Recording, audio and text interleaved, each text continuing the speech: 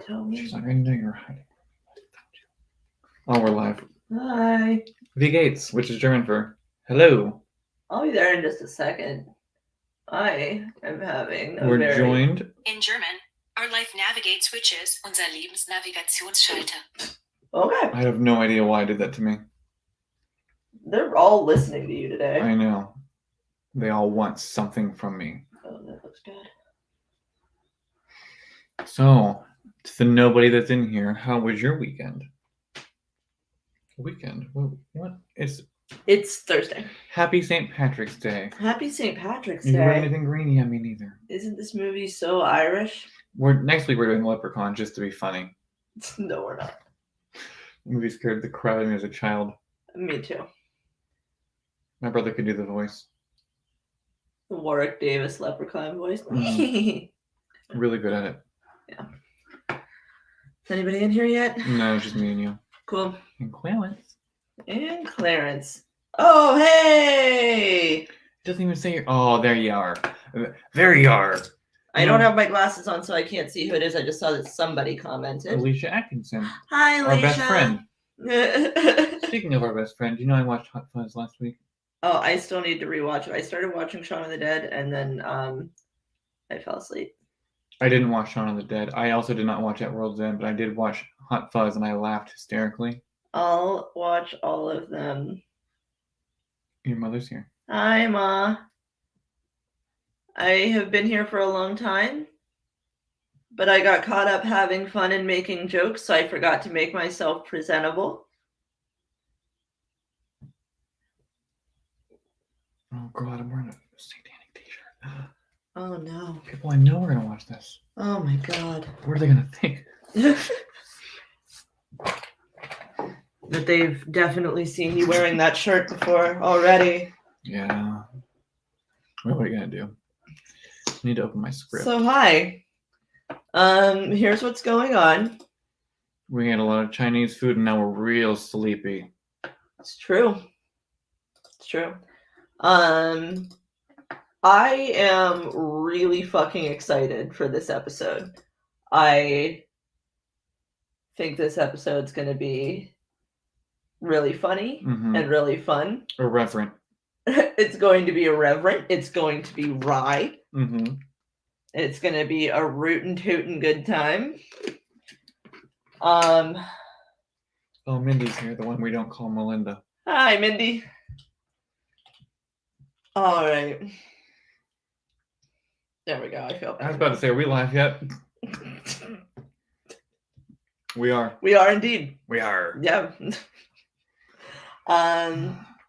Dude, who did the what part last week? Do you remember? No.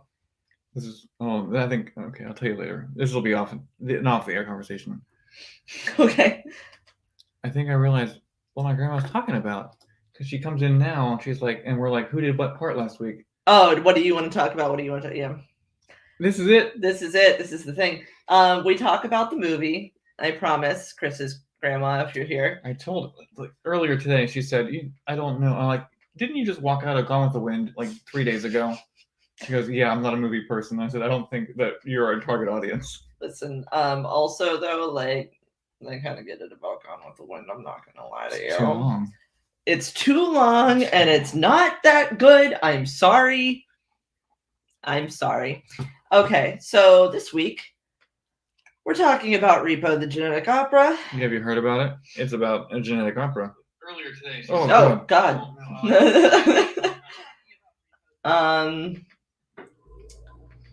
So if you have never seen or heard of Repo, the genetic opera, I don't know, maybe you've lived a far richer life.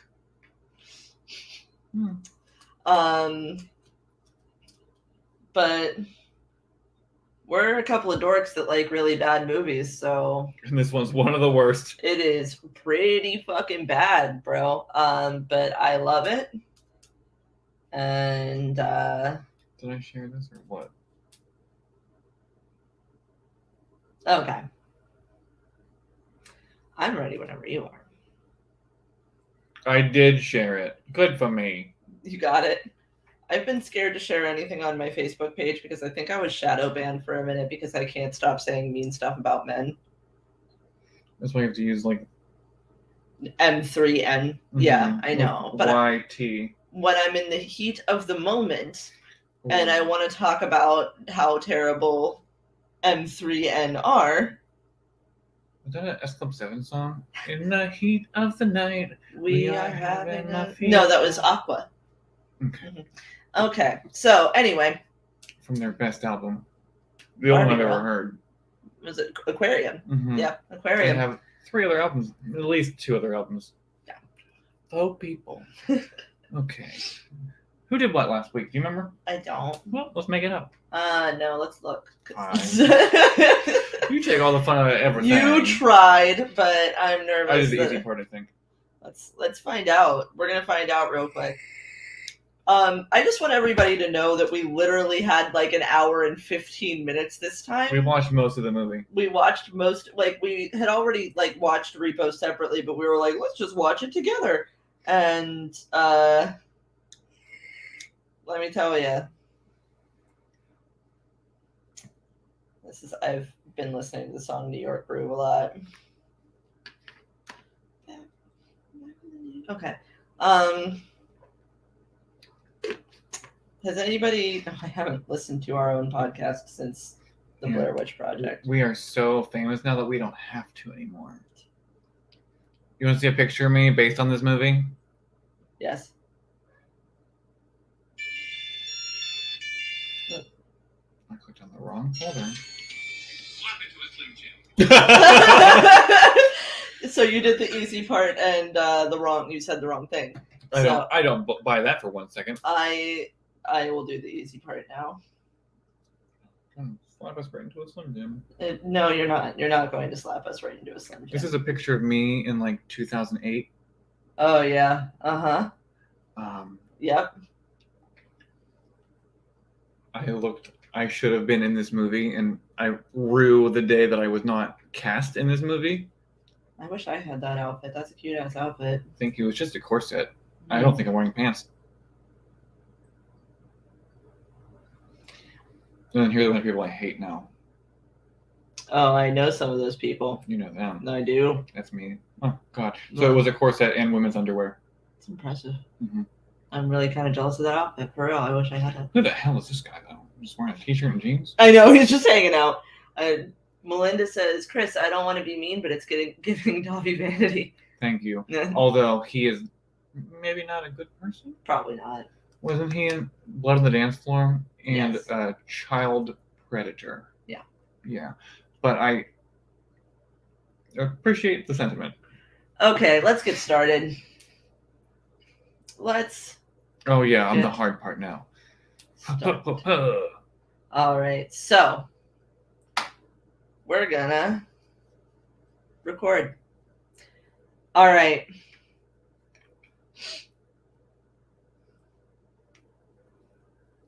All right, 3, 2, 1.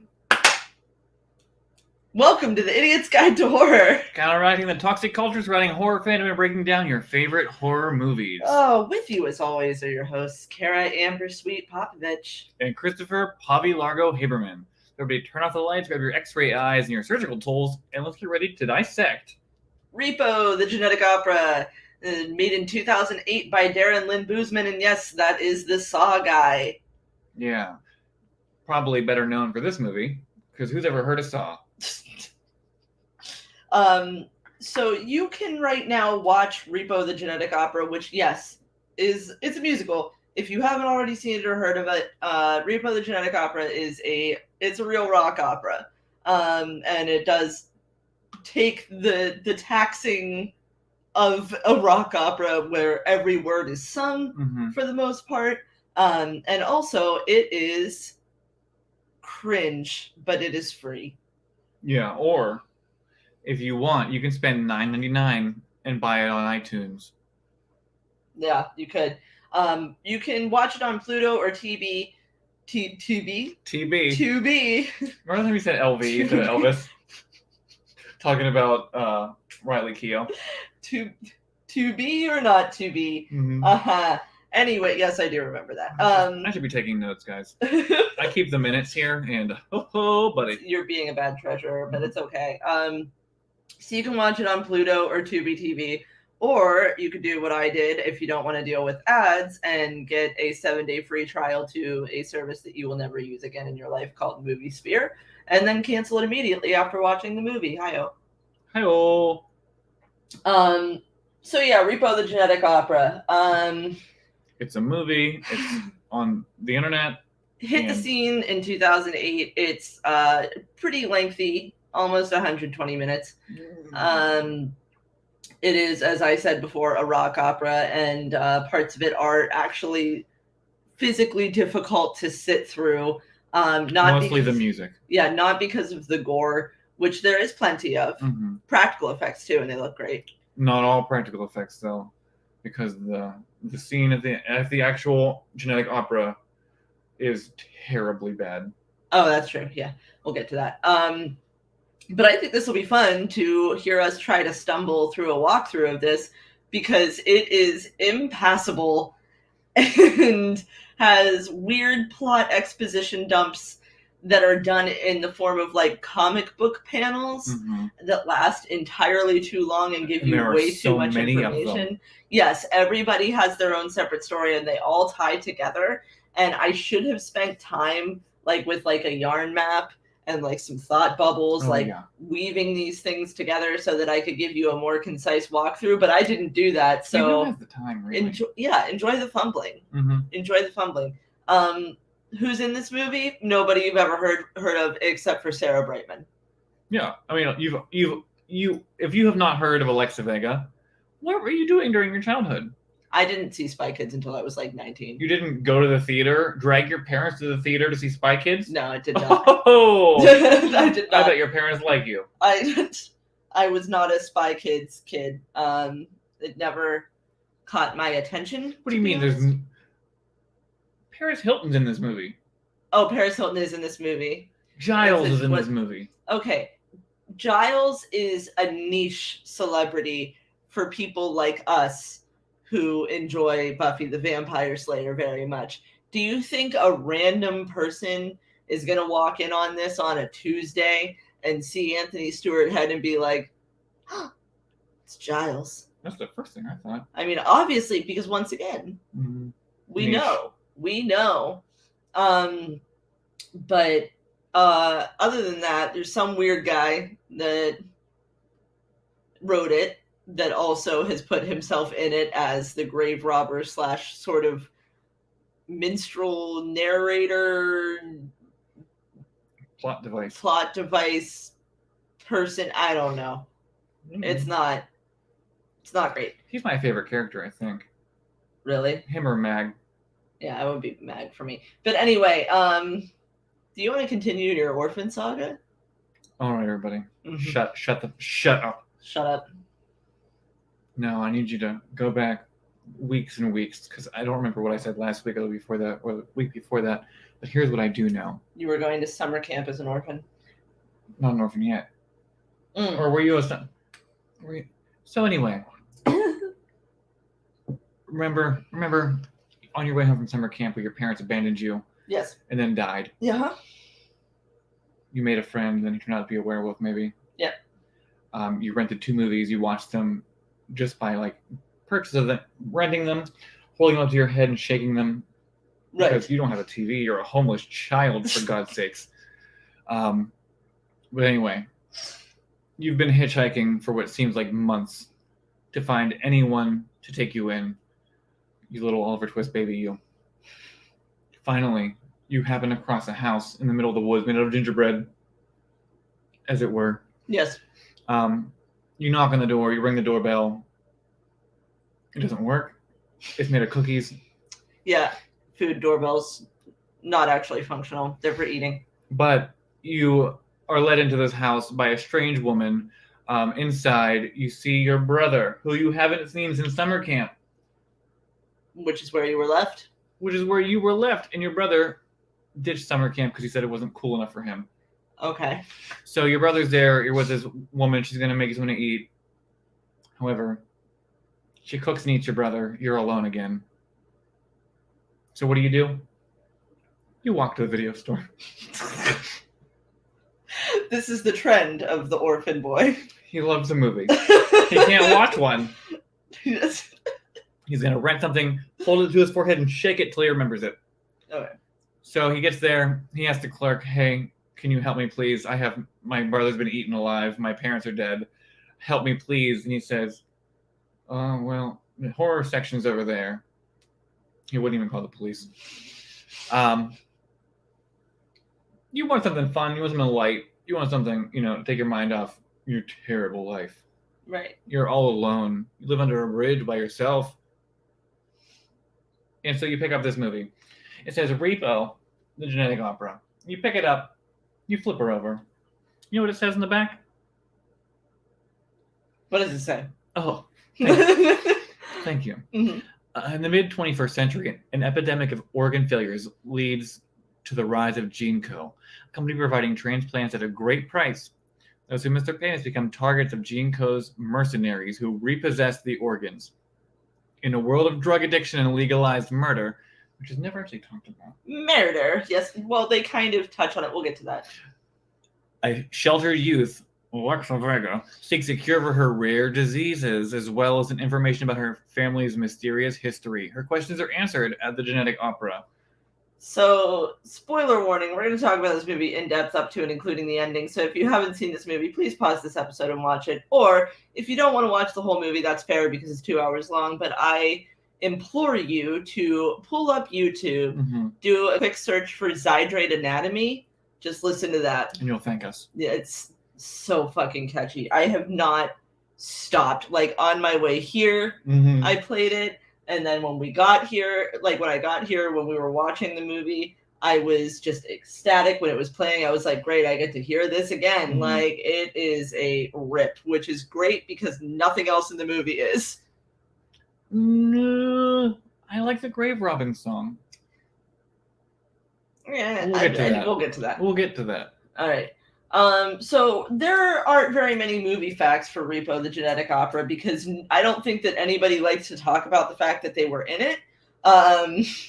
Because it didn't. But you did say it's on Sarah Brightman's. It's on Sarah Brightman's official website, which, like, It goes Phantom of the Opera, she originator of, Yeah, the original Christine and the original Broadway run of Phantom of the Opera, married to Andrew Lloyd Webber for years. Followed by Repo. Yes. And she was in the Phantom of the Opera movie. She was. I don't remember it, though. I didn't like it, so I also don't remember it. So, I mean, we don't have a lot of facts for it. We're going to give you what we got. So the producers have stated that this film is really just the middle part of a planned trilogy. Jesus Christ. The next chapter would be a prequel to the events shown in this film and is tentatively titled Repo, the Beginning. No time frame has been given for when production could start on the next movie. So this movie was made in 2008, which was over 10 years ago. Don't say It was like 15 years ago almost. God. Yeah. Let that sink in. So I don't think that we're going to get Repo, the Beginning. No. I think maybe the world might be better for it, though, if we're being honest. Because, like, isn't this, like, this is charming, right? This is charming. If there were more of it, would it still be charming? Imagine if there was a Rocky Horror Picture Show, too. Oh. No, I don't want to. Yeah, exactly. Yeah, it's too much of a good Susan bad Sarandon thing. couldn't handle it. It's it's too much of a good bad thing. You gotta have one good bad thing. Yeah. There's only one Repo, and we don't want another one. So, Mr. Boozman, please stop. According to the director, Darren Lynn. Boozman. Lynn? Darren Lynn Boozman. Okay, whatever. Paris Hilton was so passionate about the film being made that when production was going to be halted due to budget going over by $50,000, Paris made an appearance at a nightclub for the sum of that to make up the difference, to keep the film going. However, she was not credited as a producer. Misogyny. Like, she literally financed this movie, and they're trying to say that she wasn't a producer. This is the point of the wardrobe, which you'll see here eventually. Oh my fucking god. Like, Okay, so this was 2008. It was the height of Paris Hilton's the first height of Paris Hilton's career. Now we're experiencing the second height of Paris Hilton's career. It's the Renaissance era. But in 2008, we were still getting like party nightclub Paris Hilton. Simple Paris Life. Hilton, hanging out with Britney Spears and Lindsay Lohan. Iconic evening. Iconic. They have that as a car window shield, and I can't find it so bad. I know. Somebody, just give it to me. But she was a big deal. But people also, it's kind of like what's happening with Kim Kardashian is that like people hated her. So like the thing was like, I mean, is Kim problematic? Sure, but she's doing a lot of good. She is doing a lot of good. I mean, the "get your fucking ass up and work" comment. Maybe not that one. We don't agree with that. We don't condone that. But also, she's a shrewd businesswoman, maybe? I don't know. I'm not going to say too much. Anthony Head was chosen for the role based on a few singing scenes in Buffy the Vampire Slayer. And Once More with Feeling, I suppose, which is a great episode of Buffy the Vampire Slayer, season 6. Season 6, everybody. Otherwise, kind of a stinker, but Once More with Feeling, very important episode of television. Many of the outfits we see Amber in and the support group members were actually Paris Hilton's own clothes. Oh my god. So that outfit that she's wearing in Zydrate Anatomy, is that her own? There's nothing, like, I hope so. Because I want that so bad. Just DM her right now on Instagram. Please. Oh my god, I will. Say, hey Paris, remember 15 years ago? When you did Zydrate Anatomy? It comes in a little glass vial, just to jog your memory. A little glass vial? A little glass vial? That'll make sense. Okay, Mabel. Speaking of Paris Hilton, the director originally refused to let her audition for the role of Amber because he thought people would accuse him of stunt casting. Don't know what that means, but I put it in quotes. I will. Okay, so stunt casting is here. I'll finish it. And didn't think she would be capable of performing the role. However, eventually he caved, and she showed up for the audition dressed perfectly, and she annihilated the sound booth audition, sliving. I added that. I figured. So stunt casting is when what I was just saying about how she was like kind of hated. It's like what they did to her with House of Wax when they like cast her, and then there was the whole campaign of like, see Paris Hilton die. And yeah, like it's to like draw people in based on like how terrible they think it's going to be or how much they want to see someone fail. Paris Hilton's an American hero. Agreed. But yeah, I mean, that makes perfect sense with where she was at and like the psyche of America at that time. But they were all paying to watch her on The Simple Life. I loved The Simple Life. I just started rewatching it and it was good now. I bet it's pretty problematic. All right, you got the next one? The film was made for $8.5 million, but sadly it only grossed $182,000 worldwide, which is, yeah, I see that. I like that you put a little sad face. Yeah. This didn't really have like a lot of publicity or anything. It could have only been shown in like one theater. I heard about this movie, Spike TV, which used to be a network that I don't know if it exists anymore, used to have an award show for horror and sci-fi called the Scream Awards, and they previewed Repo the Genetic Opera at their 2008 Scream Awards, and I was like, oh, fuck yeah, what's that? I can't wait. And then I found out. We got a subscriber on YouTube. Look at that, while we're sitting here. In the film's original cut, the grave robber was in more sequences directly interacting with Shiloh. During editing, in order to get the film to a shorter running length, several of his scenes were cut and he became more of a narrator than a featured character, which makes a lot of the movie make a lot more sense. Kind of. Yeah, because we'll get into it. Yeah. So like I said, I'm going to do my best here. This movie it jumps around all over the place. It like barely makes sense. But we're gonna do our best. So without further ado, get out your little opera glasses. Mm-hmm. That little thing, Mm-hmm. the little monocle thing on a Mhm. stick, glass on a stick. We should have made some. We should have made some. Yeah, get out your glass on a stick, and And shut up and listen to us. yeah, just listen. So the movie opens up with a text dump, and it's like quite the text dump. Yeah. Okay, so it's the year 2056, and there has been a plague of that something that causes organ failures. They don't really do a lot of exposition about what exactly the plague was, probably because they were too lazy to write it. We just know that organ failure was a part of the plague. Mhm. And it's kind of devastated the planet, and there was hope in the form of a corporation called GeneCo that started creating, they started doing organ transplants, and they made it at an affordable price, and they also gave payment plan options. But they legalized it. They lobbied a bill through Congress. That's what I was going to say earlier when you were like talking about like, this is just legal murder. Oh, so I missed it because I wasn't going to read the whole thing. Right. Yeah. Yeah. They lobbied a bill through Congress that allowed for the repossession of organs, the legal repossession of organs.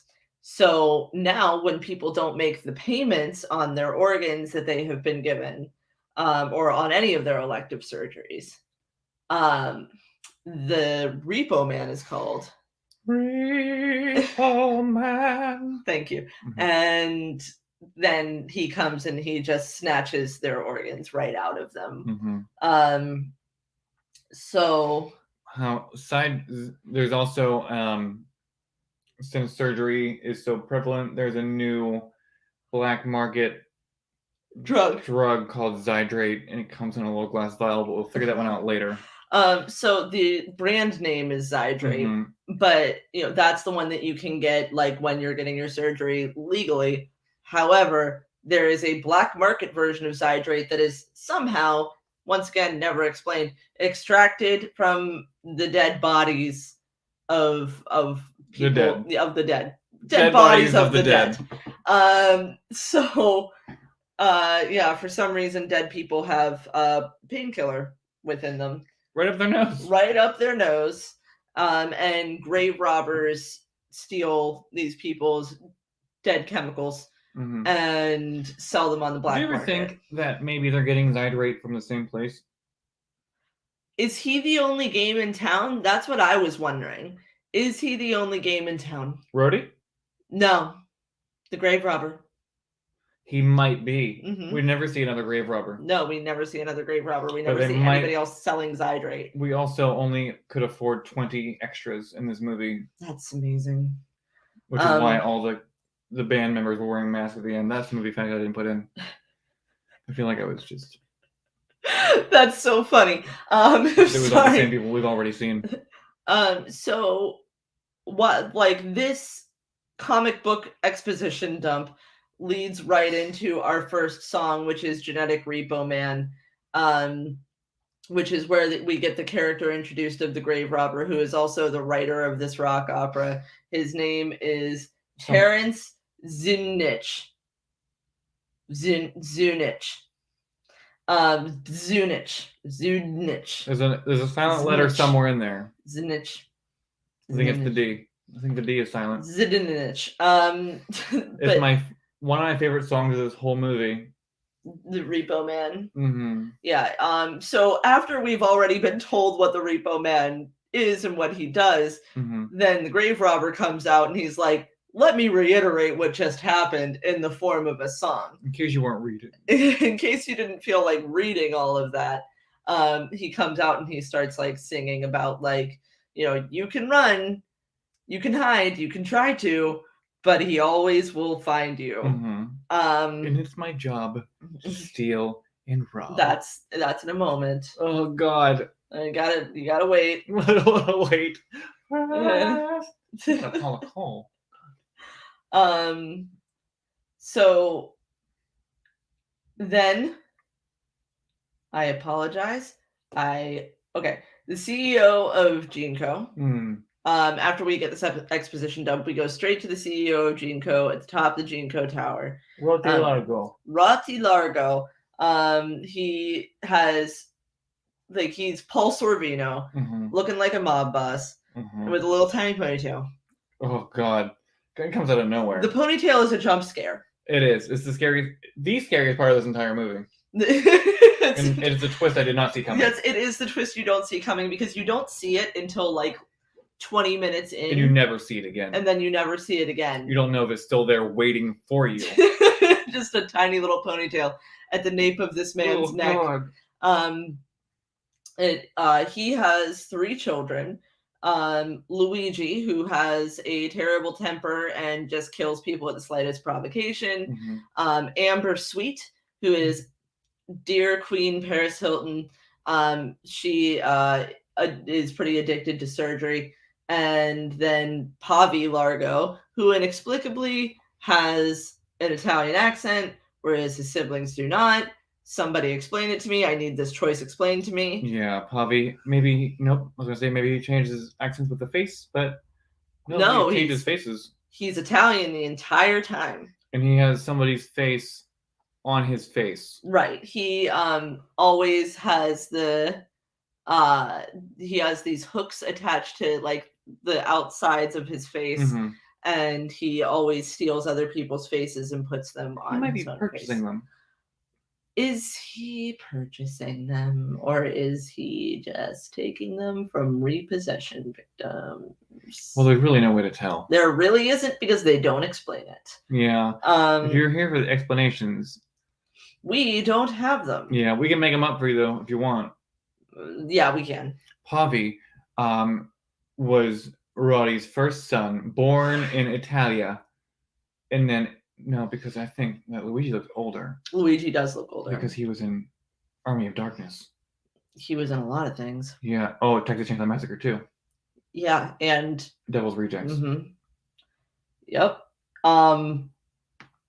So he's got these 3 children. There's this exposition, another expository thing where these 2 sexy lady assassins bring in this folder full of photos. Luigi killing somebody, Amber getting a black market surgery, and Pavi having sex with women. Which is all he does. Yeah, that's he's just a womanizer. Because Pavi is neck deep in vagina this whole movie. Yeah, which ladies, how we just can't resist a man wearing a woman's face. Wearing somebody else's face. Yum. But then a doctor comes in looking all scared and tentative, and Roti Largo looks at a clipboard that has clear pages, translucent pages with text printed on them, and he's somehow flipping through them like he can read them. Somehow he can decipher from this that he's dying. Ugh. So kids today aren't going to remember this, but when we were in school, when we were in grade school and middle school, you know how the teachers had those contraptions, or they'd pull down the projector screen, and then there was the projector that was a light box with a neck, and then the thing, it looked like those. Yeah. They just got those, printed text on them. I think now follow me here for a moment. The way that Roti Largo knew he was dying was because he could make out what those pages said. Right. So it had to be terminal. Right. Because that's the test they do in 2056. Right. If you can read through 5 pages of transparency paper that had text on them and make it out, you're not with us much longer. Right.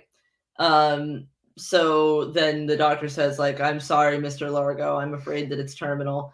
And so the weird sexy assassins shoot the doctor in the head. But no, with a shotgun on her back. She pulls a gun out of her thigh holster. Yeah. And then Roti goes to the elevator and Things You See in a Graveyard starts playing. Mhm. And he's singing about how, like, he's dying and he can't leave Gene Coda his kids because they suck. And they're all horrible. Right. And meanwhile, we meet Shiloh. And Shiloh is technically the protagonist of this movie for some goddamn reason. And she's crawling through a crypt Mhm. wearing a gas mask And a wig. and a wig.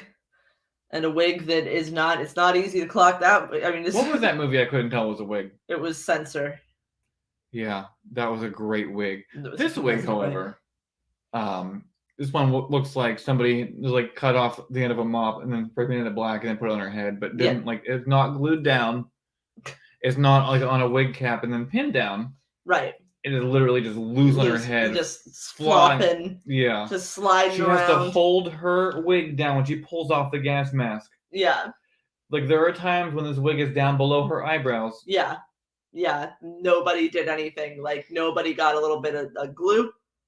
Nobody got some like Elmer's glue sticks. We could afford to get Paris Hilton and Sarah Brightman, but we could not afford anything other than a dollar store Morticia Addams wig. Mm-hmm. Like you can find this wig like at a Target on November 1st.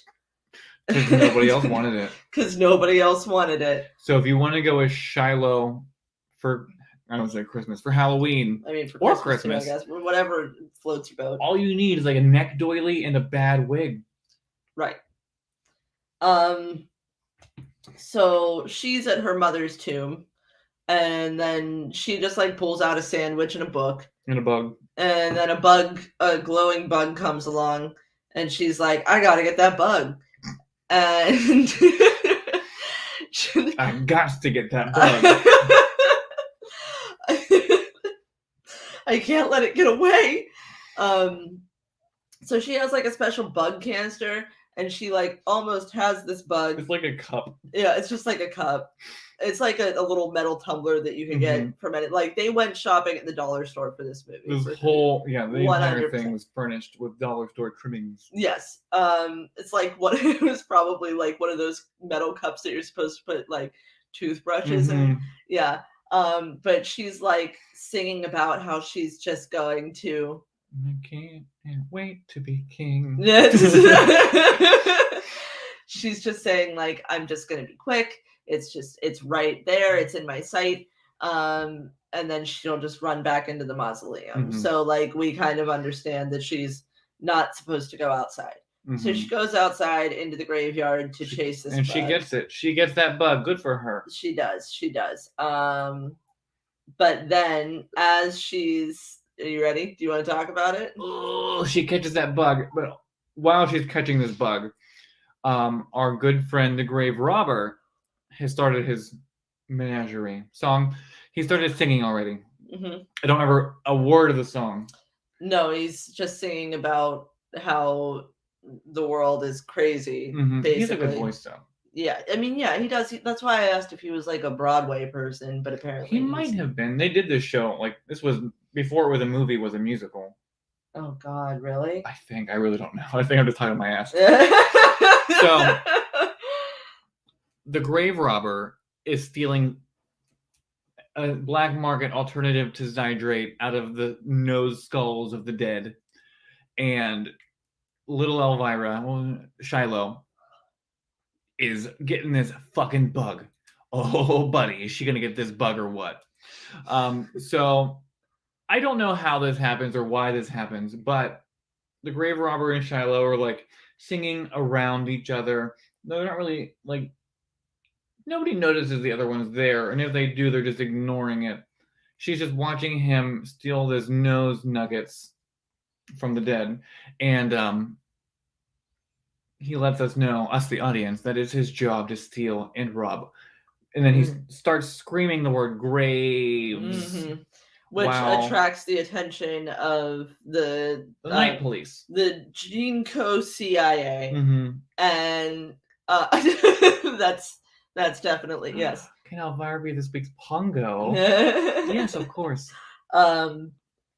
So they have to run because, for some reason he won't stop screaming when the No. police are there to Love it. execute them on sight.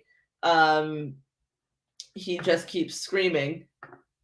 Let it go. Let it go. I saw it. It's not for the one I wanted. It was for Kroger. But I'll take what I can get. For some reason, Marnie, the mother of Pongo, Pongo's mother's crypt locks. It's Elvira. Elvira's mother's crypt just locks. I mean, Elvira. Yeah. She's in the new Monsters. You see that? Yeah. I mean, Cassandra Peterson, not Elvira. Which is rated PG. There's no fucking... That's Rob Zombie's making a movie without the swears? I don't believe it, number one. He's making a movie without the swears. No. He's doing it. I'm texting him right now. He's very proud of the fact that he's like, see, I got a PG rating. Okay, we saw his Halloween, right? Yeah, I'm not, I'm actually not going to give an opinion right now. We hated it. It's trash. Good. If you want to hear our opinion, go back to our Halloween episode we did last 4th of July or something. It was like... It was dead of summer. Yeah, so... Oh, anyway. yeah. That grave robber's bashing in a skull against a... Yeah, he uses the dry, dead human body to break through a cement wall into a tomb that is just full of dead body parts. And he starts singing more about how globalization and other 25-cent words. And then he screams graves again. God, I love it. And they're caught. It's the 21st century. Sure. Well, they get caught, and then they're ready to execute them, and then Rhodey Largo is like, let them go. Yeah. And then Shiloh faints. And she sees the Repo Man, and she faints. Mm-hmm. And she wakes up in her own little corner, in her own little chair. Well, in her house. Yeah. in She's like a her modern day bed. Cinderella. In her bed, and she's bald. Wigless. She got snatched. Yeah. And her dad, who is Anthony Stewart Head, aka Giles, aka Nathan. in this movie, his name is Nathan. But I'll probably still call him Giles a lot. Same. I'm sorry. Or Pongo. Or Pongo. Why the fuck not? But Giles. Yeah, go ahead. Giles tells us what we should already Giles tells us what Shiloh already knows. She has a blood disease, the same one that killed her mother, and she cannot go outside never. Right. So help me, Pongo. So now Pongo is God. Yeah, Okay. Pongo is whatever you want it to be. Okay. So then we get a text dump of Nathan's backstory about how him and Marnie were lovers and they had a baby. Yeah. And she got sick. Which is a big surprise, considering that's literally what he just said or sang. Yeah. It's the same disease that took your mother, and Those came to take my brother. And then the text is the comic book is the same disease that took her mother. Mm-hmm. It's just overly expository. It's very annoying, and it takes up a lot of time. But Marnie died on the operating table when he realized that he could only save one, and he chose the baby. Wrong one? So I don't want to get political. We're not going to do that right now. We're not going to go there. But Shiloh's a terrible child, so I would have not picked her. Shiloh is god awful. Knowing what I know now, I would have picked Marnie. I mean, I think everybody would have by the end of the genetic opera. Yeah. Yeah. We'll get there. So then Shiloh sings. Well, no. First, before we get that. No. What happens first? Who sings their dumbass song first? Is it Nathan or Shiloh? Nathan sings his dumbass song first. Yeah. And then Shiloh's song mocking Nathan's song. Yeah, Nathan sings You're my dad. Or whatever. Nathan sings his song about Marnie dying. He sings his song to her, and then Shiloh sings her song. You gave me a blood infection. Yeah, I'm infected. Yeah. Yeah, it's so bad. It hurts. Like, you will cringe so hard that it like you are in danger of like Molly. yeah, your bones might break. Mhm. You are going to invert, fold in on yourself, implode. If you haven't seen this movie before, I implore you to watch it with a friend. Yeah.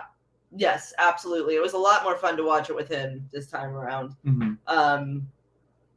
But Nathan Nathan thinks he killed Marnie. He says that in his song. But we don't know that he didn't yet. That's it. Well, we just know that he believes that he killed Marnie. Mm-hmm. He really believes it. Yeah.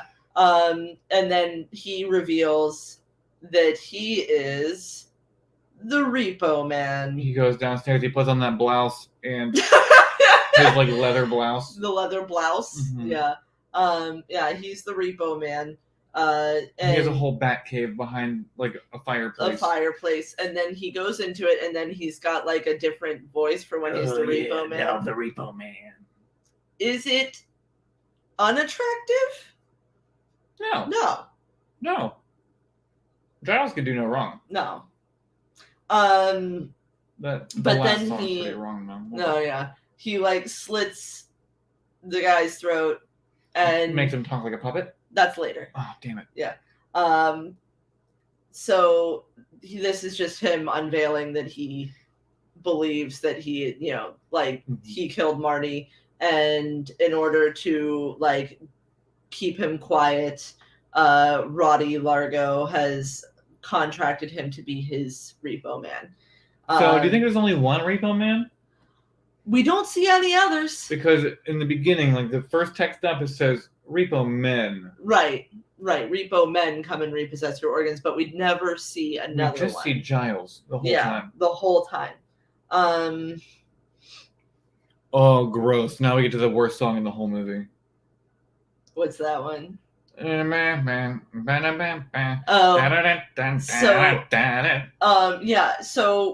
then we go back to the Genco Tower. For some reason, Roddy's three children, which Luigi, Pavi, and Amber, are all hanging out together in a room full of organs. Mm-hmm. And they're like all just bickering, and then it becomes this song between the two boys, and it is disgusting. Yeah, I don't like it. It's really like Bill Moseley has an Elvis lip the whole time. Yeah, well, I think that his face is just kind of like that. But I don't know him without prosthetics. Yeah, I think his face is just kind of like that. Like he kind of has like the Jimmy Stewart like, Hurr! Yeah. Yeah.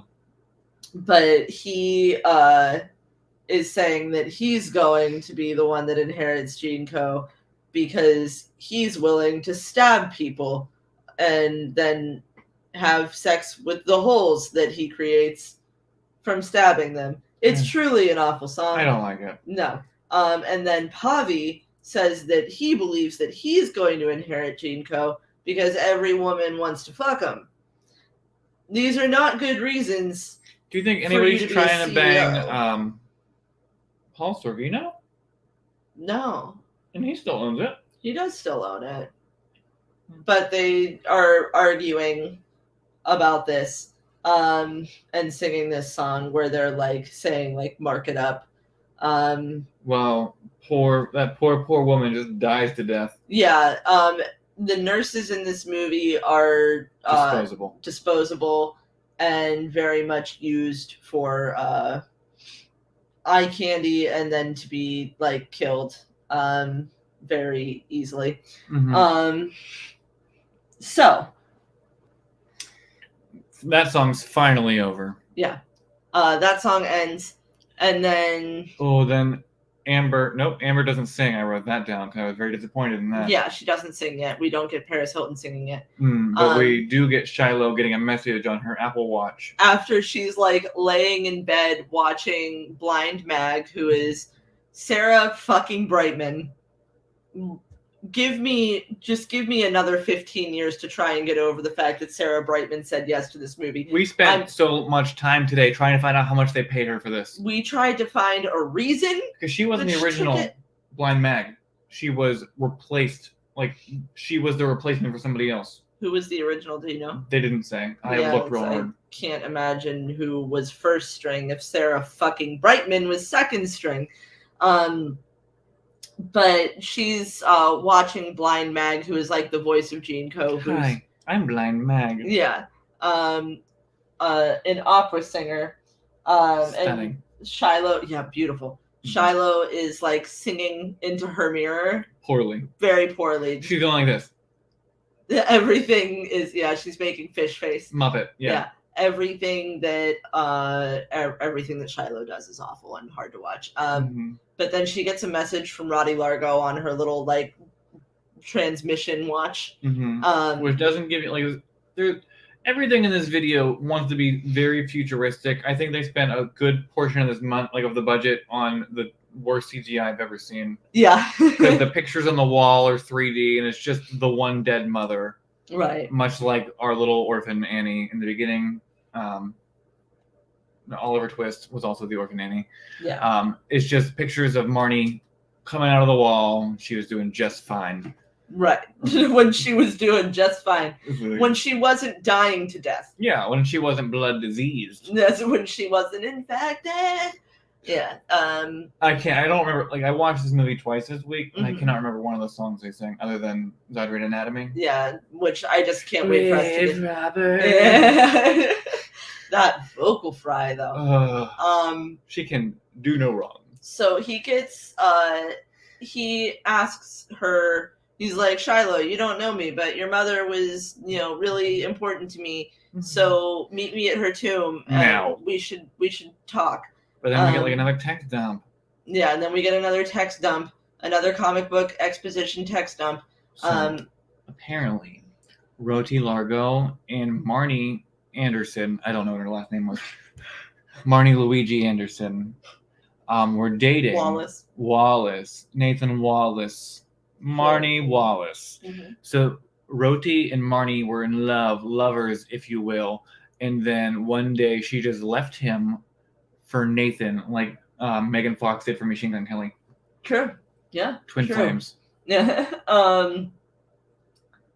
And then, so she goes, but on the way there, after that exposition dump, then he once again sings a song about the literal thing that they just made us sit through. And he's singing it directly to the camera. Right. He breaks the fourth wall, and he's just talking about how he's going to get revenge for Nathan stealing his woman. Oh, yeah, because he poisoned Marnie, which is the whole point of that text. Yeah. So Marnie didn't even have a blood disease. There is no such... Guys, there's no such thing as a blood disease. It doesn't exist. It doesn't exist. Not even in real life. You've never heard of one. I've never heard of one. It's just your boss poisoning you. Which tracks, by the way. Yeah. Anyway, so he's still like singing about how like she shouldn't have left him, and then he says that he can't help that he's going to die, but he's going to go out with a bang, and then his sexy assassins throw a flashbang into the tomb and pull Marnie out and put her in the back of this limo. And he's just singing at her. And she's not. Nobody's singing back. She's the dumbest because every time somebody talks, Marnie's like, what? Oh, God. Wait till we get to the song. Huh? She's like a repeater. Yeah. Like some people can't comprehend what you're saying until they say it back to you. You're right. But she's just doe-eyed and like confused all of the time. But he's telling her that, he thinks that she has a cure for her blood disease. And that he wants her to go to the genetic opera with him, and she can. Mag's gonna be there. Yeah, she can meet Blind Mag. Yeah. So she agrees to go with him. He says that her dad doesn't need to know everything, does he? Which is a creepy thing, and that's when I would like literally like roll out of the car onto the road. That's what the song "Roll Out" was about. That's the moment. That's the moment. Yeah. So. Oh yeah. Then when we get to the genetic opera. That's me doing. That's yeah. Doing my Harry Potter. Oh. So then, this is the part where Nathan is singing his songs. It's all jumbled up on here. I'm just a Yeah. repo man. Yeah, he's singing another song about how difficult it is to be a repo man. Thankless job. Yeah, but at the same time, he is cutting a man open. And this is where, like, I relaxed because I realized that this movie is supposed to be high camp. Because there's, like, all these, like, boing, like, yeah. Like a and then, VeggieTales song. yes, and then at one point, he, like, rips out this guy's intestines. And then he shoves his hand up into the guy's mouth and, like, does a ventriloquist dummy thing. But he's singing both parts at the exact same time. He is singing both parts He's at the exact harmonizing same with time. himself. It's really, It's like yeah. Tibetan throat singing, except he's using words. Right, yeah. So maybe he's magic. Maybe. We don't know. Maybe. But then we get to the backstage at the opera, where Luigi is stabbing somebody because they didn't give him his coffee in time. And it tasted like raccoon piss. Right. And which is a very, very weird thing to say. Yeah, Pavi is getting a new face while also getting pleased by more nurses. Mm-hmm. And then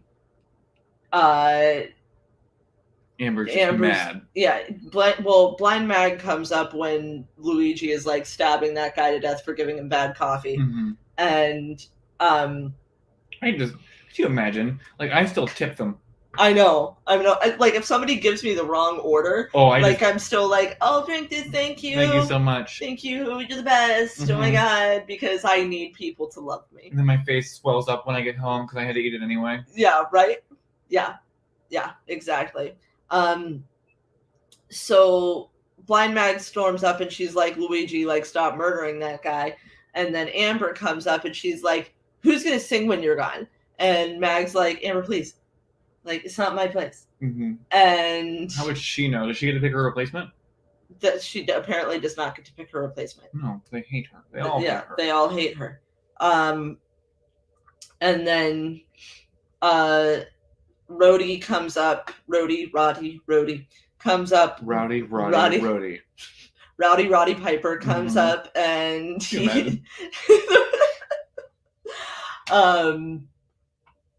he has Shiloh with him, and then we get Blind Mag's comic book exposition done. I'll give it to you in 3 sentences. Mag and Marnie were best friends. Rhodey had Mag's cure until she realized her contract was signed in blood, and now she serves Rhodey. She belongs to Gene Co. Yeah. So she was blind. He gave her crazy corneas that she could, like, not only see, but, like, project stuff out of her eyeballs. And once again, I would like to remind everybody, this is Sarah fucking Time to Say Goodbye Brightman. In this garbage movie, wearing the most crazy prosthetics I've ever seen in my life.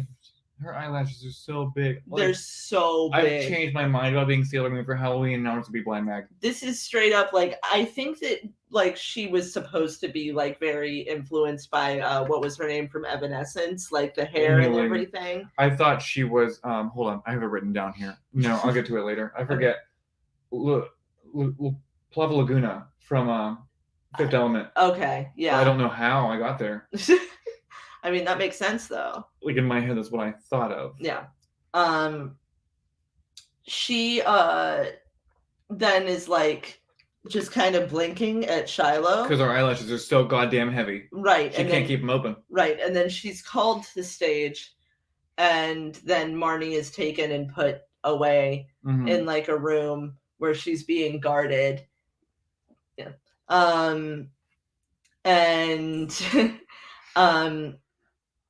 While she's, like, being guarded, and she starts to get an alert for her medicine, and since she's not taking her medicine, somehow Nathan also has the same alert on his little transmission watch thing. Stalker. So he's got a guy hanging upside down, and he's ripping out his spine. The whole thing. So just like there's no blood diseases, the spine is not connected to anything, and also, it's easily removed. Are spines that girthy? I'm gonna have to Google it. I really don't want to. I don't want to either. It's a very thick. It's like 3 C's. It's a thick spine. Yeah, But he's got this guy hanging upside down. He's ripping his spine out. And Marnie is also like, lying to him about where she is. And she's like, I'm at home. I'm in bed. Like these sounds are just like my window is cracked. Mm-hmm. And he's like, oh, I'm just with a patient. So they both hang up, and Shiloh's trying to figure out how to get out of there. And who should, for some reason, know that she's in there and rip open the tent so that she can get out? Open the tent. The grave robber. Yeah, because why not? Her new best friend, for some goddamn reason, the grave robber. Mm-hmm. Who then they hop a ride on a dead body truck. It's time.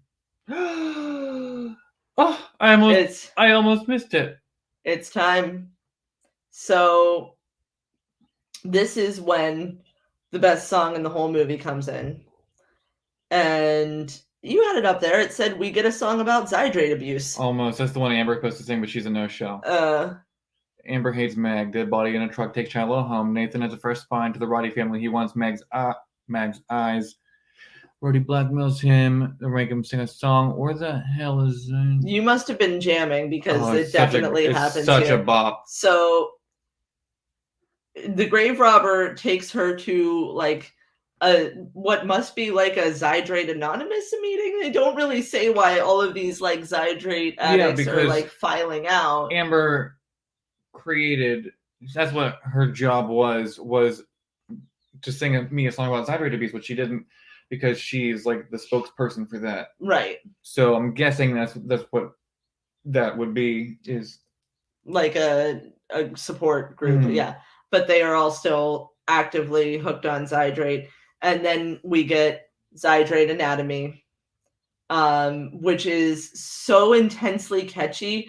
Mm-hmm. I promise you, everybody that knows about We Don't Talk About Bruno from Encanto, if you have been like, if that's been stuck in your head and you've been like, God, how am I going to get this verse with the 7-foot frames and rats down his back out of my head? Listen to Zydrate Anatomy, knock it right out. It has the beat from like Dracula. Yeah, it very much sounds like a Rob Zombie kind of song, but it's like a very like. Did somebody saying that? Yeah. Yes, we did get that comment. But this song is both it's both so good, and it's also so funny and so frustrating because Shiloh is the dumbest. She ruins the whole song. She's so stupid that he's like, okay, so Zydrate comes in a little glass vial, and she's like, a little glass vial? He's like holding up a little glass vial full of this drug, and she's like confused, and she's just looking at him, and she's like, a little glass vial? But like for the rest of the song, she's just repeating everything that somebody says, and they're just like, yeah, like. And then there's that one part in the middle where he's like, it's clean and it's pure, and she's like, what? It what? It what? And then he says it takes you there, and she's like, it what? And it's just like, it's giving like old lady that refuses to put her hearing aid in, and like eventually just keeps like smiling and nodding at you while you're talking. Like she's like, it what? Amber Sweet is addicted to the knife. Addicted to the knife? Yeah. Mighty fine print. Yeah, Mag's contract comes with some mighty fine print. And she's like, some mighty fine print? Calm down. Even though she's holding the contract with the mighty fine print on it. With a magnifying glass. With a magnifying glass, but she's still like, some mighty fine print? So this song is basically here to tell us... okay, so it breaks down what Zydrate is. How you do it. You put it in a gun, place it against your anatomy. Yeah. The Zydrate comes in a little glass vial, and then the little glass vial goes into the gun like a battery, and then the battery gets placed somewhere against your anatomy, and when the gun goes in, then you're ready for a surgery. How many times have you listened to this song? A few. Yeah. It's really catchy. It's like catchy. very basic, like with the way that it gives information. This is what it all should be. We should get rid of the comic book exposition dumps. Oh, well, there's no other song that explains anything in this movie. No. This is it. This is what you get. Everything else is just sing-talking. Right. And then when Amber comes in, she's singing to the grave robber. Yeah, she's got her vocal fry and her kick-ass outfit. And then he's like, so here's what's going on with this bitch. Amber, sweet, is addicted to the knife. Addicted to the knife? Addicted to the knife. And we hate Shiloh. we do hate Shiloh very much. But because of her being addicted to surgery, she's addicted to Zydrate because she's always in pain because she's always pre or post op. So Damn, looks like pre or post coital. yes, yeah. There's like weird cutscenes Why is she with fucking her, the like grave robber? yeah, there's weird cutscenes with her. Well, I think that the implication is that sometimes like she does that to pay him. I feel like she's wealthy though. But he doesn't. Her father doesn't finance the surgeries or the drugs. Yeah. So then while she's like kind of nodding off, there's like somebody whistles a Blind Mag song for like a bar, a single bar, and Shiloh's like, that's a Blind Mag song, and Amber gets really pissed. Yeah.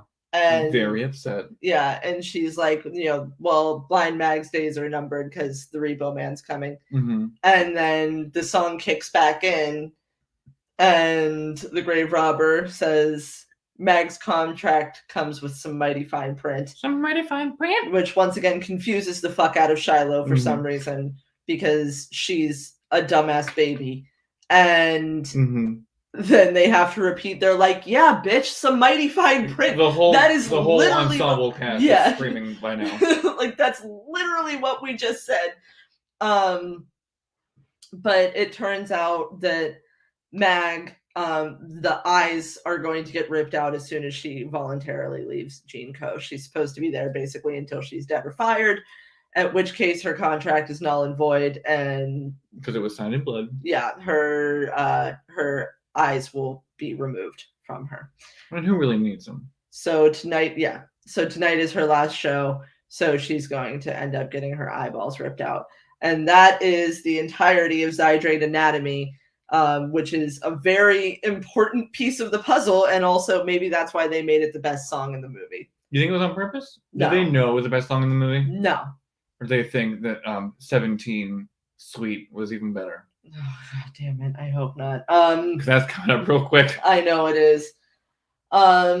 So the Gene Co. policemen show up and everybody disperses, and Shiloh gets back to her room and to her bed before Nathan sees that she has been gone. But then well, Mag comes home. Okay. Okay. So Mag shows up at the Wallace residence. She does show up at the Wallace residence. And okay, here's the part that confuses me a lot.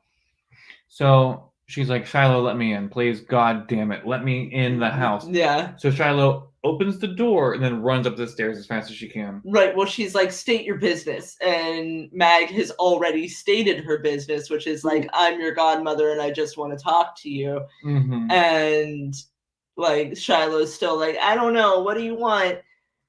Even though she has just been told that Mag is about to get her eyeballs ripped out. Moments ago.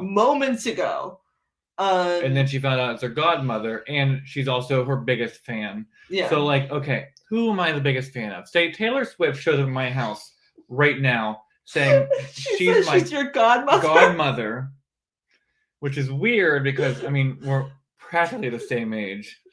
And she's from not that far away from here. She's from Reading. I don't know how far away that is. Pretend like it's 10 minutes. About 6 hours. God.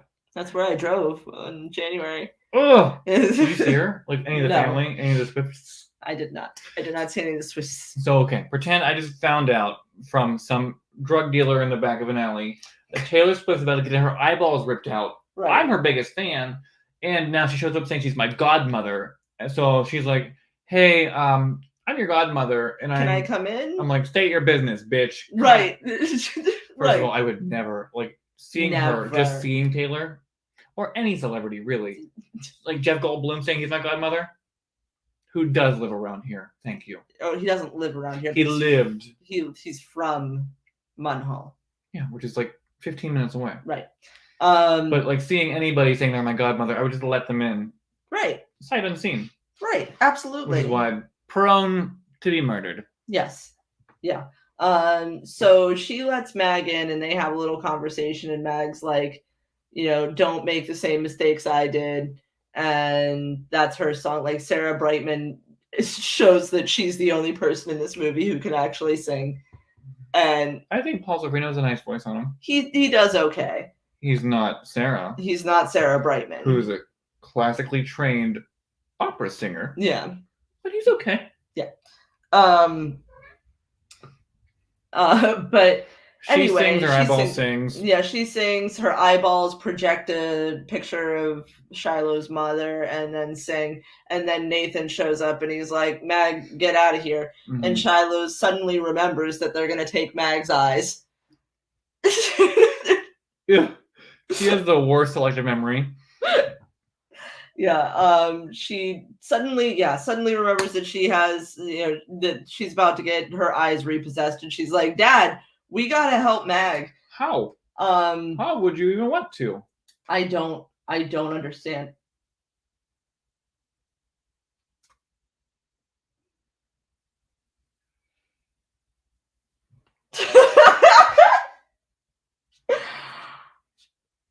What happened?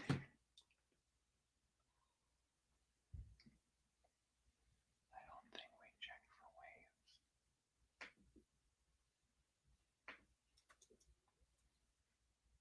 waves.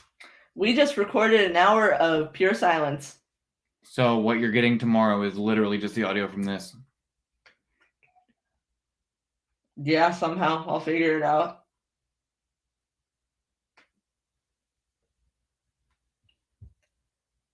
Well, I guess we should just keep going. We might as well. The show must go on. So, she's begging her father. Motherfuckers. Remember when we did this for, what was our best episode ever? You're next. God. So, what has happened is she's begging her father to save Mag from the Repo Man, not knowing that her father is the Repo Man. So now we get the worst song in this whole movie that comes out of nowhere and does not fit in with any other song in this movie, called something 17 Sweeter Than 16. I don't know. Yeah, 17. It's 17, and Joan Jett shows up. Yeah, Joan Jett's just there for no reason. Yes. Here, No. hold this. It'll feel better. Thank you. So, we have Joan Jett in the bedroom, Shiloh running around giving middle fingers to her papa, and then he just gives her one of these. Good old slap in the mouth. Yeah, and she falls over. And that's on that. That's on the worst and least important song in this movie. Jesus Christ, I am so upset right now. No, you have a puppy in your hand. You can't be upset. I'm so sorry in advance for the people who are listening to this on audio. And you get what you pay for. It's true. It is free. So anyway, Shiloh pretty much decides to he also, like, Roddy is at the Genco Tower singing about how he's going to make Shiloh his sole beneficiary. And this is all part of his revenge plan on Nathan, which, he hasn't revealed how yet. Amber Sweet walks in with some face that's not her own. Right, and it's her face, but she's had a botched surgery. She's been maimed. Yeah. She spent $90,000 on this. Which, now you can buy a Jeep for that. You can buy a Jeep for that. And she doesn't want to sing anymore, and She'll never sing again. Yeah, so he says that he's going to have a surgeon fix her up so that she will sing. Yeah, she'll sing tonight. She'll sing for the opera. And then he signs his new will with a pigeon quill. And everything will be revealed at the genetic opera tonight, which is going to be now. However, there's now an APB out on Nathan Wallace because Roti is upset with him. Yeah. Oh, can we talk about the dress Shiloh gets to put on? Yes. So, Rhodey sends a limo for Shiloh right outside the mausoleum, not outside the front door of the house, but whatever. Right. So she gets there, and he's like, "This was your mother's dress," and it's like a black goth prom dress with a black goth veil. Right. I don't know who would wear this. I mean, I would wear I was this. about to say in 2008, I probably would have worn this. Yeah. But it's not like the kind of thing. How would he have this dress of Marnie's? Did she leave it there? I guess she just left it there when she left him. And the moth didn't eat it? What? And the moth didn't get it? I guess not. Maybe there are no moths after the plague. Maybe. Maybe. But so then they sing the At the Opera Tonight song, which is also kind of a slap. And Mag's getting ready to do her final performance. Nathan is talking about how like he's gonna make the streets run with blood, and Amber's like, I'm just gonna get one last fix before I go on. And we see a boobie. We do see a boobie. Because everyone's screaming about all the things Gene Co has done for them. Right. They saved my marriage. They gave me new hearing aids. I don't know. Right. Yeah, they're all talking about how their new organs have changed their lives and made them better. And then Amber goes on stage for her debut, and she's singing. She's singing, but then her face starts falling off, and then it just slides right off. Yeah, I don't think they did anything. I don't know. I don't understand. Did they take her other face off and then just put a new face on? Yeah, and then not glue it. I don't know how surgery works. I feel like there's glue involved. I'm sure there's glue. Yeah. Or at least a staple. Yeah, I know you're tired. But she gets booed. She does get booed. She gets booed real bad. And then we find out Rhodey's been lying to Shiloh because he has her locked up in a room, and he says, if you want your blood disease cure, you have to kill the Repo Man. Yeah. The Repo Man's like a trained murderer? Right. So the Repo Man shows up eventually. And Shiloh tricks him by setting up the veil and everything in a chair. And of course, the Repo Man is dear old dad. And she knocks him out with a shovel, kinda, and then she's like, oh my god, it's my dad. And then she sings a little song where she tells him to go and die. And which is not a nice thing to say to your father, even if you just found out that he harvests organs for a living. We all need to make a living. Yeah, exactly. He did it for you. He put you through college. He bought you that wig. He bought you that wig for $1.95. And now you're going to be ungrateful? I don't think so. Yeah. And now we get one of the prettier songs in the movie when Blind Mag gets to sing her opera. And she does her final performance, and it's her swan song, if you will. Sarah Brightman. Sarah Brightman. Trained singer. Trained opera singer. She sings a beautiful song. Can't tell what she's saying because it's in Italian, but then she says that she would rather go blind than... be their puppet or whatever. And then she sticks her long fingernails into the prosthetic eyes, rips them out, and then Roddy Largo sees this. She's still alive. She's up on strings. He cuts the strings, and she's impaled on fence posts that were being used as set pieces. Do you think you could live okay? Because there are certain parts of your body that if removed, you will just bleed out until you die. Are the eyes like that, do you think? Or you can live if you get stabbed in the eyes? I think you could probably live depending on how deep it is. They're non-essential organs, just as long as, you didn't puncture the brain. But anyway, that's just me not really knowing science very well. I bought it. Okay, cool. So he says that Mag's death is part of the show to reassure people. And then on stage, Roddy tells Shiloh that she doesn't actually have a blood disease and that Nathan has been poisoning her. So Nathan basically has Munchausen by proxy syndrome because he's so sad over the death of his wife. And we all know what happened to that girl in real life when she had Munchausen by proxy, and her mother. What was that? Remember that? The one that they did the documentary about, the series.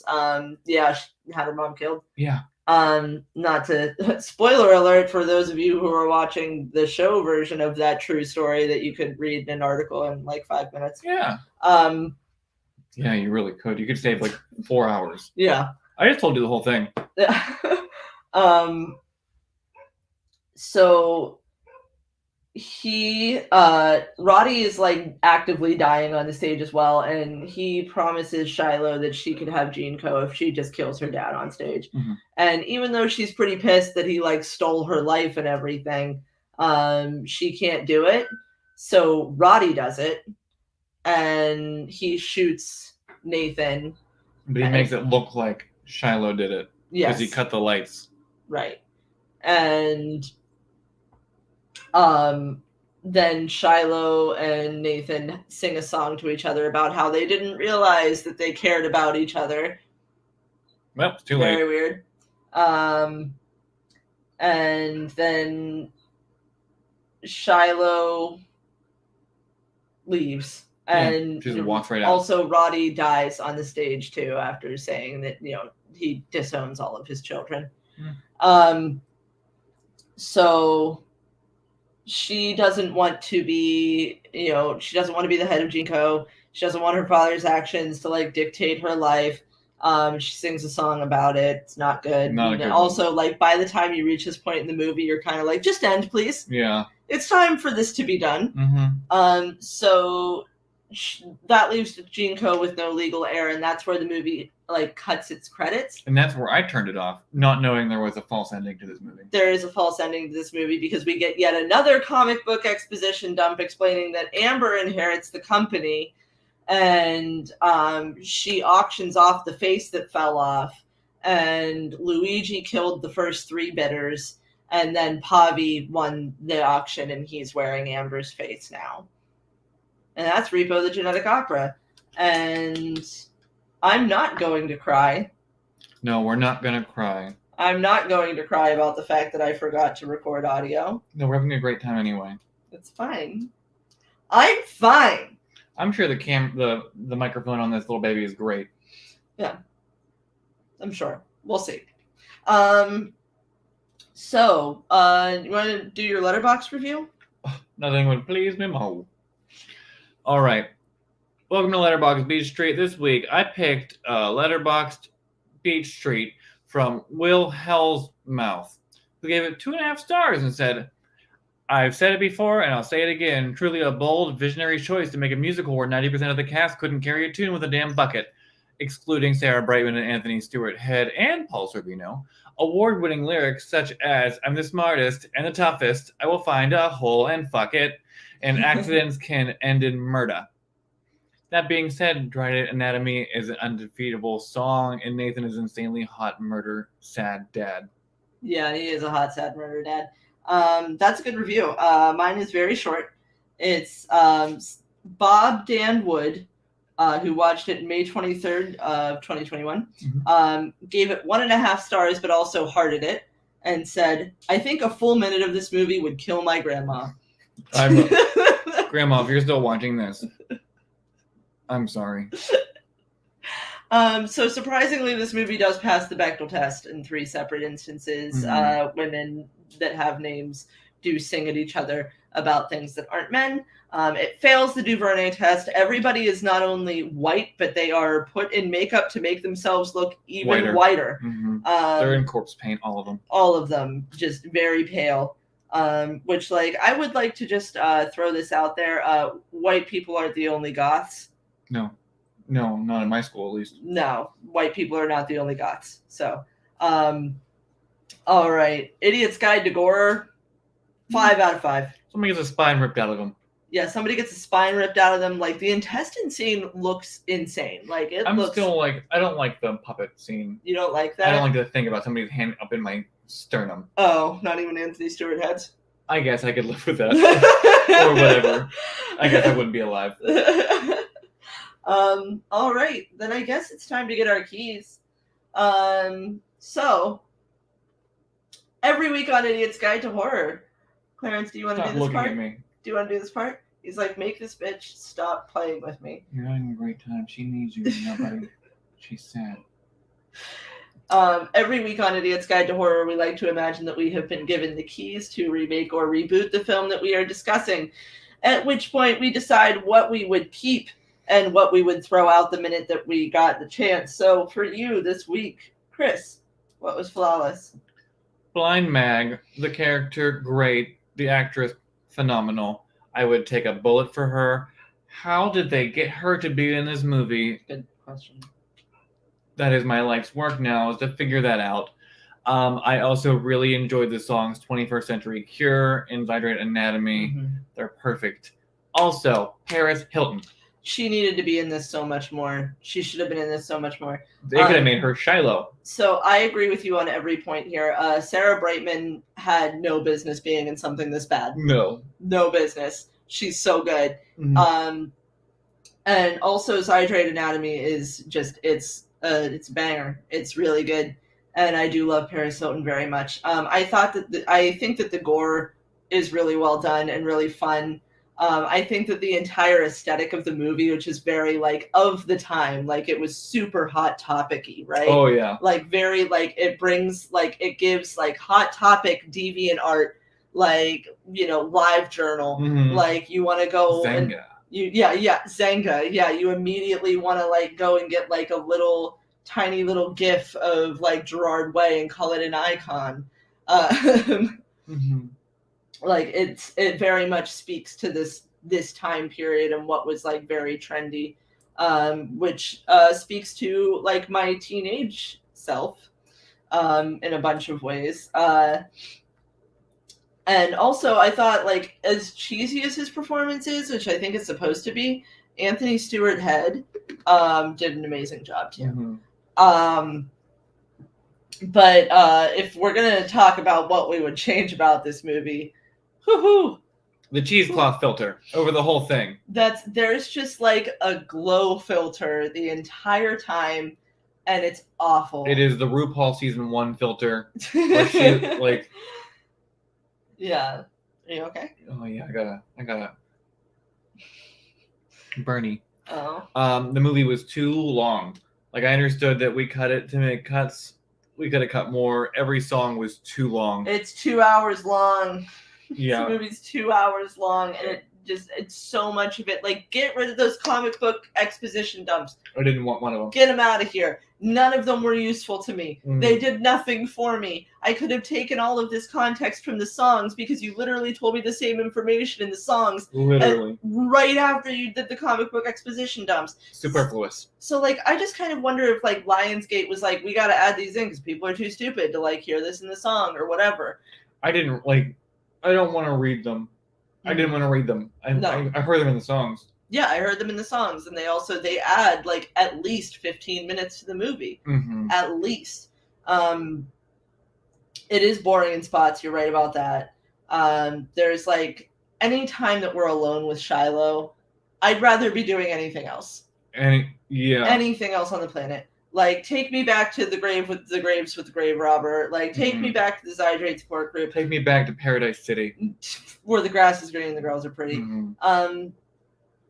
Yeah, I agree. Also, like, lyrically, pretty much everything is awful. Bad. It's very bad. There's not 1 ounce of character development in the entire movie. No. We don't.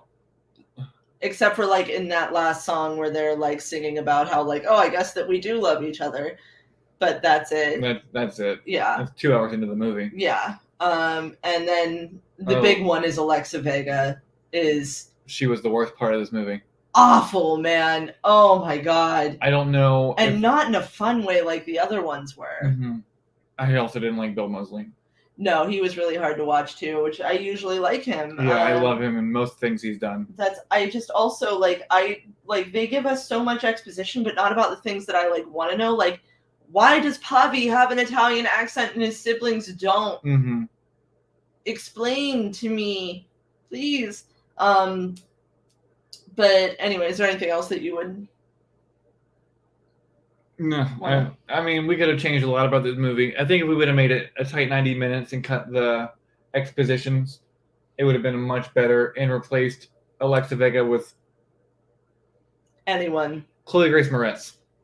Oh man, was she even? She was like 5 at this point. I'll take it. I'm trying to think who else was popular. I don't remember who was popular at this time. And it couldn't have been like Lindsay Lohan because her and Paris Hilton were like eating each other alive at that time. So like, I don't remember who could have been like a solid Hilary Duff. Hilary Duff. There we go. Yeah. Go back in time. Like Alexa Vega. I'm sure she's a lovely, lovely person. Yeah, sure. Get her out. I want the movie cut her out of it. Yeah. Give me an Olsen twin. Give me anybody else. Yeah, I would agree with that. Mm-hmm. All right, so I guess it's time to rate it. What do you rate it? Technically, this movie is bad. It's very bad. I have 2 ratings here for this movie. So I have a technical rating, which I would give this a 1 out of 5 because it is bad. The songs are bad. The acting is subpar. There is no character development. Like we mentioned, nostalgically, I love this movie and I will watch it any day of the week, any time of day with anybody that wants to watch it. And I have to give it a 5 for that. Yeah. So I'm going to round this and I'm going to settle on a 3 overall because I do love this movie a lot, but it is not good. I also settled on a 3 because like I enjoy myself watching it, but like I enjoy myself in the same way that I enjoy watching any bad movie where I'm like, oh fuck, this is awful. It's like when you're eating like SpaghettiOs or something and you're like, this is disgusting, and you just keep like shoveling them in your mouth because it feels like the right thing to do. That's how I feel watching Repo the Genetic Opera. So good. It truly is so bad that it's good. It transcends. But like, don't watch it alone. Don't just like watch it on your own. It's like Mommy Dearest. You got to share it with people. And just take everything with a grain of salt. It's so campy. So yeah, I also gave it a 3. So I guess that's our episode on Repo the Genetic Opera. Oh, fuck. You gotta think of something. You didn't think of it? Okay. Do you have anything? I have a few things that I could do for our, every week we like to shoot a couple of recommendations off that aren't horror related. So Katie Holmes got a new piercing. I'll have to read it later. So this week, I've been on my ridiculous Oscars journey, trying to see at least everything that's nominated for Best Picture, but I try to take as much in as I can in general. Yesterday, I saw Belfast, and I didn't think that I would like Belfast, but I did. And people are being kind of mean about it on the internet because, it's not really very gritty. It's pretty soft. It's a pretty soft interpretation of the conflicts in Northern Ireland in the time period of the late 60s, early 70s. But it's magical, and I really enjoyed myself. Also, today I watched Turning Red, which I also loved. And if you're whining about your kid seeing a 13-year-old girl like drawing her crush as like a shirtless merman, you need to make sure that your kid's not writing fan fictions. Oh, their kids are. Oh my God. Okay, so let's, what was your shirtless merman? What did you? Because I used to write fan fictions where Harry Potter was in love with me, for sure. I don't know if I ever wrote anything down, but I know that Jonathan Taylor Thomas would have died for me. Right. Yeah. In your head, you imagine like these situations. Yeah, Daniel Radcliffe and I we were in love. Yeah, we were in love. He was not a shirtless merman, but like I went to Hogwarts. I was the new girl in town. Who's the new girl in town? Oh, it's me, bitch. And I'm Wingardium Leviosaing that heart. So Turning Red it's a really interesting take on puberty, and I think it's really cute and really honest, and I would highly recommend it to anyone. So, you got something? Okay, so I went through my letterbox, and I've watched Scream every day this week, the new one. That counts as a horror movie though, so I can't say that. But if you haven't seen the new movie Scream, Yeah. it is streaming on Paramount Plus right now. Watch it every day; it gets better every time. I also watched Clueless. Clueless is the best movie ever. Yeah, which is Chef Kiss. The Wedding Singer. If you haven't seen The Wedding Singer, recommend. I love The Wedding Singer. Soap Dish is streaming again on Hulu right now. So if you haven't seen Soap Dish, prepare yourself because it's a little problematic. It's a little problematic, but also very funny. Yeah, Mrs. Doubtfire is streaming. Also a little problematic, but very funny. Yeah, everything I like. Ace Ventura is problematic. Everything. That's Oh God. I have never seen the original Ace Ventura. I've only ever seen When Nature Calls. I'm gonna push you out of that chair. I wasn't allowed. My mom did not like Jim Carrey. His stuff was like. Does she like Sean Young? I don't know, but we weren't like those Jim Carrey movies that were like, like Jim Carrey like vehicles in the 90s. I didn't see any of them until like the last few years. Like I had never seen The Mask. I had never seen The Cable Guy. Cable Guy's bad. I liked it. Okay. I had never seen either of the Ace Ventura movies. Now I've seen When Nature Calls. That's the worst one. When Nature Calls was really funny. It's not as good as the first one. Okay, well I'll watch the first one.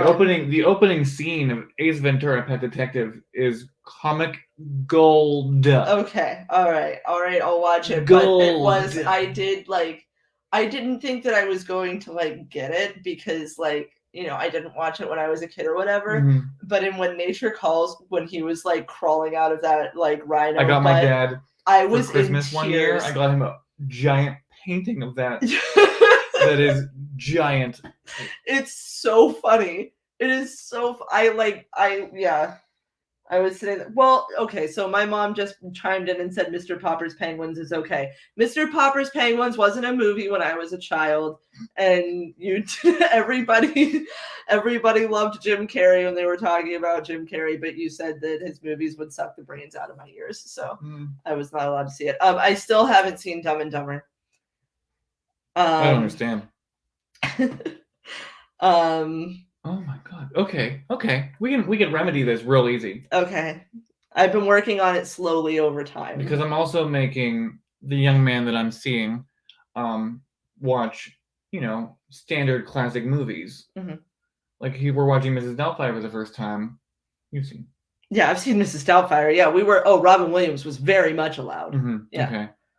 Yeah. I don't know what else I'm making him watch. This was his first musical, We're going through like things that anybody should have seen. So if you have any suggestions, let me know. But I can throw in the movies that you should see, and then you can throw in the movies that I should see. Okay. And we can just do this when we do our new thing we're talking about right now. Right. Yeah. Yeah. So that's I'm still catching up on Jim Carrey. Which like my mother did come around to Jim Carrey later in life. I have seen the Truman Show. I was allowed to see the ones where he like was actually like acting. We saw the Truman Show. We saw Eternal Sunshine of the Spotless Mind. As a child? Not as a child. I mean, like it came out when I was like 14. I couldn't handle that. Like it's so sad. Yeah. Yeah, it came out when I was like 14, so I saw that one. When he started turning more serious, like we saw Yes Man too, and that I also liked that. I don't remember liking that one. Well, Zooey Deschanel was in it, so I had to like it. It was required of me. I have the shiniest forehead you've ever seen. It's this camera, and also you're directly in the sunlight. Anyway, so I guess we can close this up now.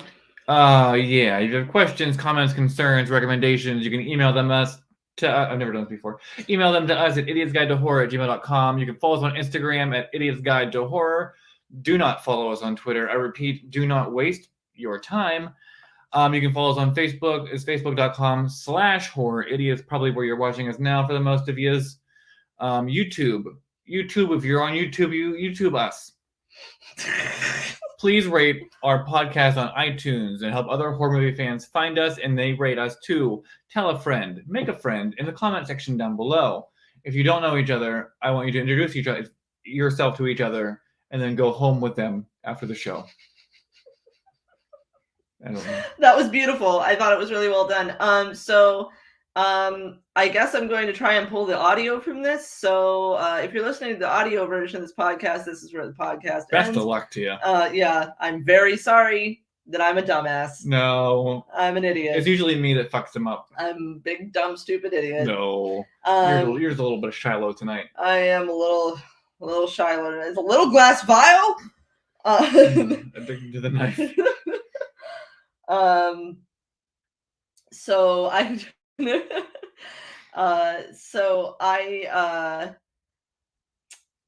I will cut this podcast off here for the audio version, but then we're doing the after party on the live stream. So if you're on the live stream, stick around, hang out, stay here. But yeah, otherwise we have a new sign off. So tonight we want to remind you, be your own kind of film bro. Never waste your pain.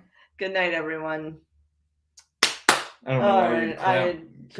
I just write down the time. Yeah, 1:41-ish. Oh, so I'm gonna grab my Chinese food and lick my wounds here while I try to pick what movie we're doing next week. Cause holy shit, man, I'm so mad that I didn't record actual audio. I didn't check to see if there were waves because GarageBand is a little bitch. GarageBand has ruined more podcasts than I care to admit. We've had to re-record podcasts so many times. However, we used to record it on a much earlier day, and now we do it the night before it comes out, like 6 hours before it comes out. Oh, these people are fucking getting it on Saturday now. Yeah, you'll get it whenever we give it to you. I don't know what to tell you. How's everybody doing out there tonight? How was the episode before I tanked because I realized that I wasn't actually recording anything? Yeah, we'd love to hear your feedback. I'd love to know why you're not all rating us on iTunes right this second. Stop what you're doing. Go to iTunes while I check my emails. Oh, I'm looking at ice makers. Mm-hmm. Why are they so much money? They're really expensive. I don't know. I want one real bad. So yeah, how did you guys feel about the Repo episode? Did we do it justice? Did we hurt your feelings? See, this is what I'm talking about. 15 minute skill assessment is what they usually make me do. Yeah, I hate that shit. Yeah. Yeah. You don't have iTunes. Can you rate us on Spotify? Is that a thing? Mm-mm. Well, just throw a pigeon into the wind and give it a kiss. So they want me to be an online front end manager remotely. How? Don't know. That doesn't make sense. Okay, a movie for next week. A Home for a Bunny. It's gonna be. I have my one picked up for the week after. What's Android mean? Don't you have an iTunes on Android? No, you can't get iTunes on an Android phone. I don't think. Just like how I couldn't iMessage anybody at work today. Right. Okay. How do you guys do memojis? They don't. But do you see how cute they are? Here, please enjoy this one of me singing Cranberries.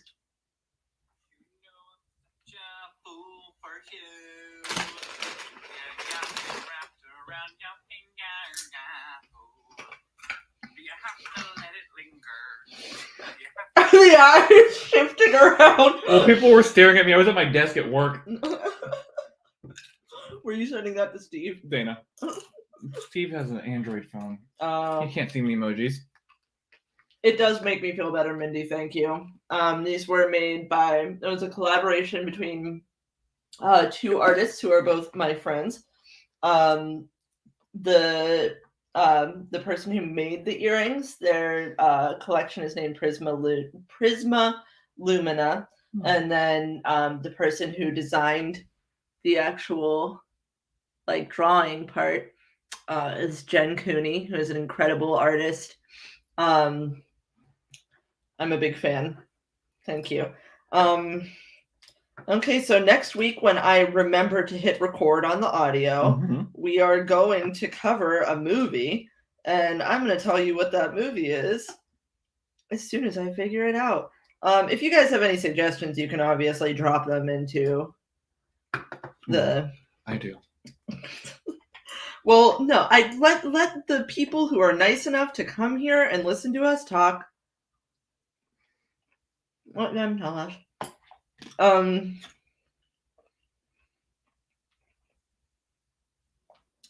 How long has it been since we've done something that we haven't both seen? It's been a while. Maybe we should start doing that shit. Okay, I gotta change my one for 2 weeks from now. What were you going to choose? American Psycho. I was thinking about Fresh, but I was worried it was too new. Oh, what about Scream? I mean, we could. But I've seen it 5 times this week.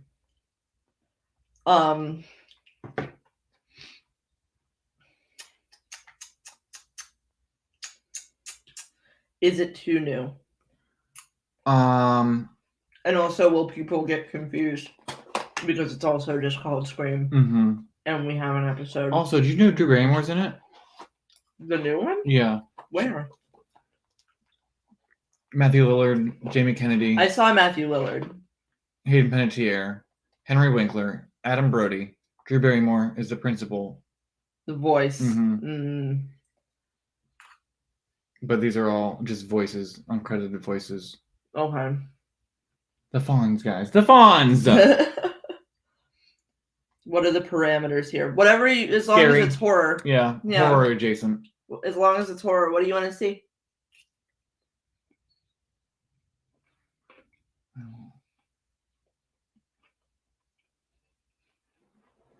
I love Kyle Gallner. I know.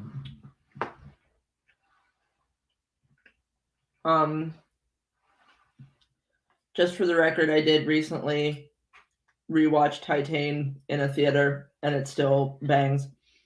I think it was on the list. I don't remember what it was though. Yeah, I don't have that notebook with me today. It was, I believe that one was added to the list. God, I wish I had brought that notebook. There's another rock opera. Is it on anything? No. Nothing that I own. Okay. Let me see if it's on anything that I own. 2001 Maniacs. Wow. I mean, we are just talking about whatever we want now. I think like a few months ago when I was still actively attempting to try and get people to listen to this podcast, I would have been like, no, we can't talk about 2001 Maniacs. But at this point, I probably would. I kind of love that movie. Are you talking about the Herschel Gordon Lewis version? Or the like remake with Robert Englund? Because either way, great gross stuff, to be honest. Giuseppe Andrews is in it. I love him. Oh right. Oh, the remake. Okay.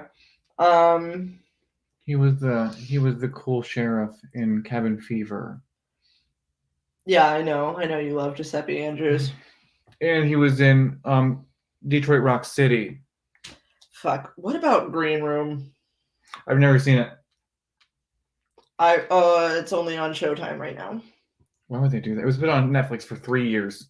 I know. And I keep saying, I'll get to it. As soon as I wanted to do something about it. I don't like so Nazis. Here's the thing. I want to. Well, it's very scary for that reason. Mm-hmm. Like that's what makes Green Room so scary. If it were up to me, guys, I would be talking about a bunch of really obscure movies, but I know that nobody wants to hear me talk about that. So, if you're ever interested in hearing me talk about Italian cinema from the 70s or Japanese horror movies from the 60s, it's a pretty good one, but not everybody has Shudder. Hey, if you have $4, go get Shudder. Yeah. Shudder is only $5 a month, and it will really help further your horror education if you don't already. Like, Cam is pretty Oh, good. I love Cam. And Cam also has like a sick ass it's what's her name that also did the cinematography for Swallow. A really brilliant female cinematographer. I have to look it up. We should do host. Are we ready to do something like host? I'm always ready. I could watch Oh it. my god. Should we do the original Paranormal Activity?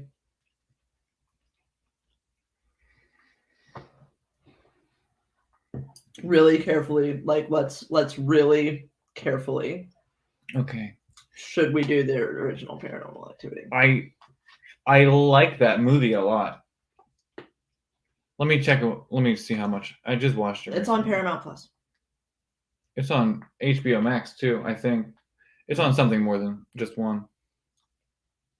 Yeah, I just rewatched it recently. Okay. Guys, I'm really struggling with myself right now because I'm really upset that I forgot to check the waves. So now I'm like, It's on Paramount Plus, Netflix, Pluto. okay, fuck, okay, ugh.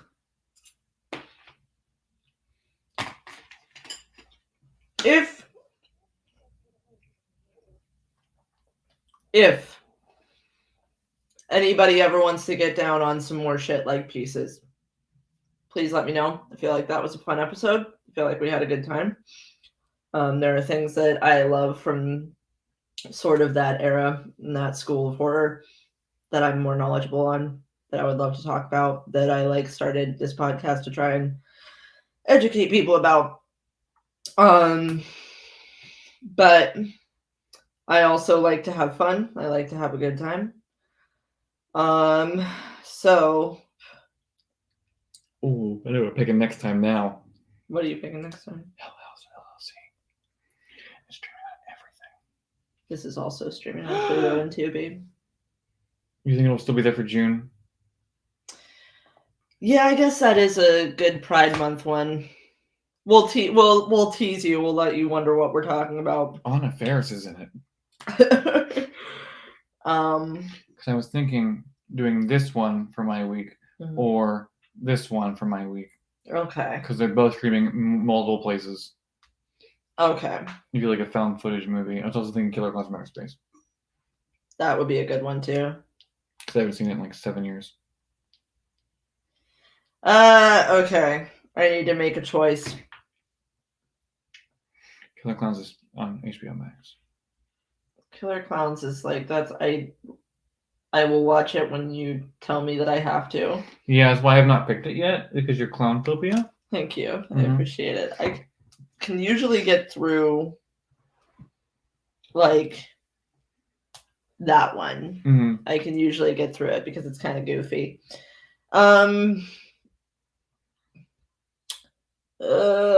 You got me wrapped around your finger. How? Everyone kept staring at me. Okay. You know what, guys? I'm struggling. I'm sorry. Hey, we have all the time in the world. Yeah, it's pretty early. If this job is not calling me back, I will scream for myself out a window. But we don't want him to scream out of a window. Let's everybody send Chris good energy so he gets this job. I need it, guys.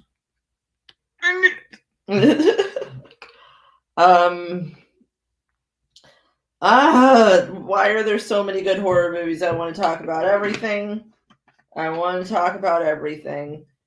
Okay, so we did something kind of like a little bit old. You know what I want to fucking talk about? Let's just fuck it. We just talked about. It's not on anything.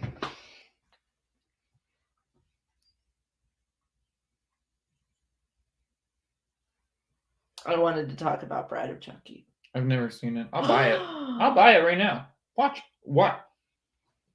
Bride of Chucky is one of my comfort films.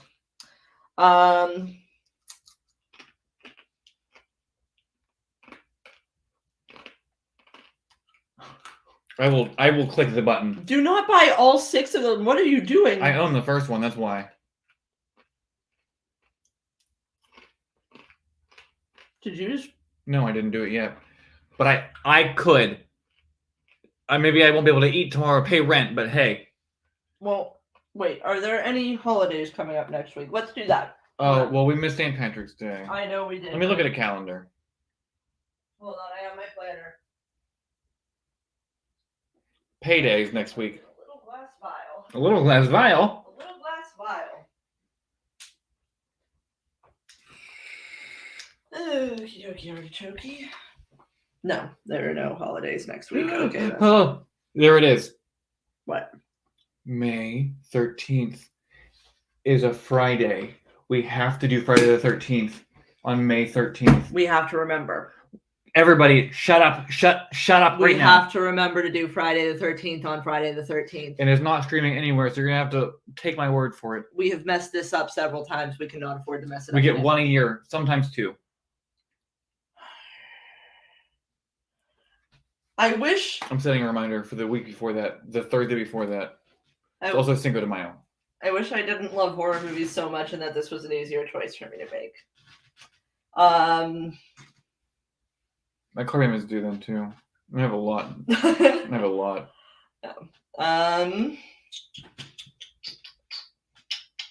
Grave robber. Yeah, Okay. that's our only Friday the 13th this year. Okay. Everybody pick a number between 1 and 3, including you. I'm walking out of the room. Between 1 and 3. 1 and 3.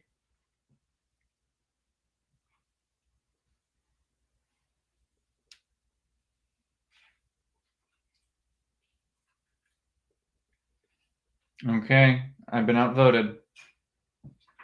What did you pick? I can't tell you now. Somebody voted with me.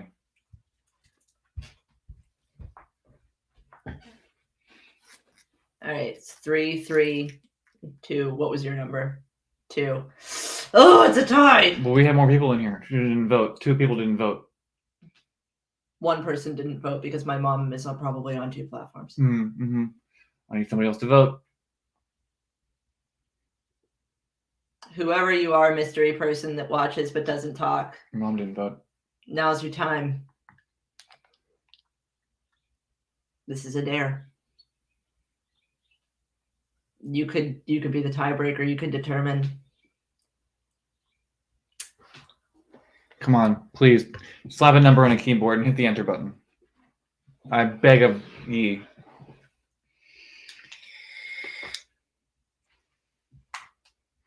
Watch them pick 1, whoever it is. I'm waiting. Yeah, we're not leaving from this spot.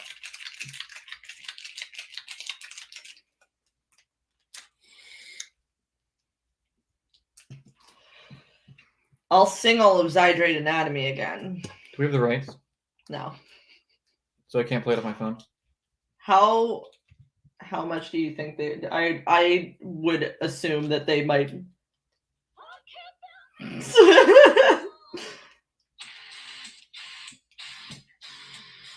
It's so fucking... It goes so hard.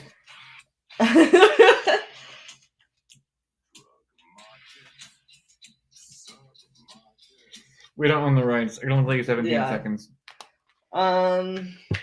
Grave. You don't need the rights. No. All you need is Chris. Oh, I'll make a memoji right now. Ma, or whoever is here, vote. I won't judge you for being here. I will know that song on my deathbed.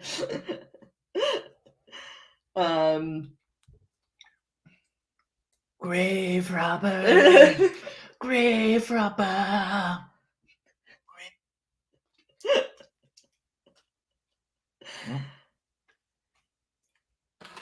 Oh my god, my eyes go crazy. If you don't have an iPhone, I don't know, like, I'm sure there's great things about your phone. I don't know how I live without memojis. That's all me and my dad send to each other. Except his are usually like a skull or a poop. Right. So if you're just tuning in, and you don't know what you're supposed to be doing. You're supposed to be picking a number at this point between 2 and 3. Alicia, thank you. Mm-hmm. Thank you for stepping up to the plate. And you're picking between numbers 1, 2, or 3. No, pick between 2 and 3 at this point because What if then we get, it'll like, break 5 the ones? tie. What if we get like 5 ones? She has 2 children. Okay, so they can pick between 1, 2, and 3. So they're both gonna pick 1, and then it'll be a 3-way tie. Mm-hmm. And then we'll just cover all the movies. We've done it before, and we'll do it again. Remember that one time we did a double feature? Next week we're gonna have to record on Wednesday because look at my schedule. Okay. No, I won't be. I'll be getting home later. Should we just skip? I don't know yet. Both kids said 2. Okay, so that makes it 4 for 2. Mm-hmm. 4, 2, 3, 3. 4, 2, 3, 3. All right. So we're covering House of the Devil Ooh. Oh my God! because X is You know what comes out tomorrow? X. Yeah. Oh, like Sunday. You coming Sunday? Oh wait, what time? Mm. So I work until I think 6. I told Steve, I said, I'm going to see House of the Devil. I said, I'm going to see X on Sunday. You're in? Because I will call Kara right now. He goes, no, I really want to see it. Oh, now my mom says 1. But we all know how I felt about House of the Devil, right? maybe you'll feel differently this time. I think I will. Because I can reach my review of House of the Devil right now. Now we're covering House of the Devil. Oh, now there's 6 people here. House of the Devil, I'm pretty sure is still streaming on Shudder. If it isn't streaming on anything, we're gonna have to change it. It's on Shudder, it's on Tubi, it's on Peacock, it's on Vudu. Okay, it's on a bunch of shit. Yeah, Shudder, Tubi. So if you have Tubi or Vudu, it's free to watch. You only have to sign up for their service for Vudu to watch it for free. Tubi, you can just watch it for free. IMDb TV. Peacock is free. There are places. Yeah, Shudder. And I reviewed this movie when was this? How do I look at my review? Oh, I guess I just go to reviews. There are going to be times when you want to quit watching House of the Devil. Do The not. ending. Oh. I hated the ending. What? It's the best part. I don't know how to see my review. Hold on. But yeah, next week we're covering House of the Devil. So I work for a theater who is running a Japanese film festival for the next couple of weeks. So you're wrong. So I'm going to be a little busy. So we're probably going to be. It might not be at 5:15. It might not be at 5:15, and it might not be. Well, it's definitely not going to be on Thursday. Mm-hmm. But if you follow us on the internet, you'll be aware. Right. Okay. I feel like I've done something right here. Because you picked a Ty West movie. I picked a Ty West movie when it's topical. And Kid Cudi. Yeah, and Kid Cudi's there. I cannot wait to see this movie. I'm really not excited. House of the Devil. We're very excited to see X. Mm-hmm. Oh, but what if it's bad, like Last Night in Soho? I don't even want to talk about Last Night in Soho. I'm still mad. Yeah, I spent how much money? $19.99 on that? I'm really sorry. I thought I'd love it. I think that I thought I would love it as well, and I was really upset because the ending is very bad. Mm-hmm. All the movies I bought this year so far, Antlers. Bad. Trash. Last Night in Soho. Bad. Good until the middle. Mm-hmm. Then bad. Yeah. I don't know what else I bought this year, but, you know. I keep forgetting to type that this is the after party and the thing. But you're in the after party now. If you didn't know, now you know. And I didn't spend $40 on 6 Chucky movies. But I can. You recommended what's Last Night in Soho. Don't feel bad. Don't feel bad. I had already purchased it. Yeah, and I wanted to see it really bad, and I'm sorry. I'm sorry. I feel bad that we're like trashing it and talking about the fact that we didn't like it. I was enjoying myself until the ending. I felt that the ending really left something to be desired, particularly in the way of like metaphor. Yeah, like The Night House, which was such a good movie till the end. Oh God, I thought I found it. I thought I had found it. Mm-hmm. Little Women was good when that came out. Old. Yeah. I still haven't watched The French Dispatch of you. I keep falling asleep on it, to be honest. I got 15 minutes in. I'm just excited. I'm excited for X, and I'm excited for Nope. Yeah. When is Nope? We get a release date? July 22nd. Oh, and then that's the same time we'll have Big Brother 24.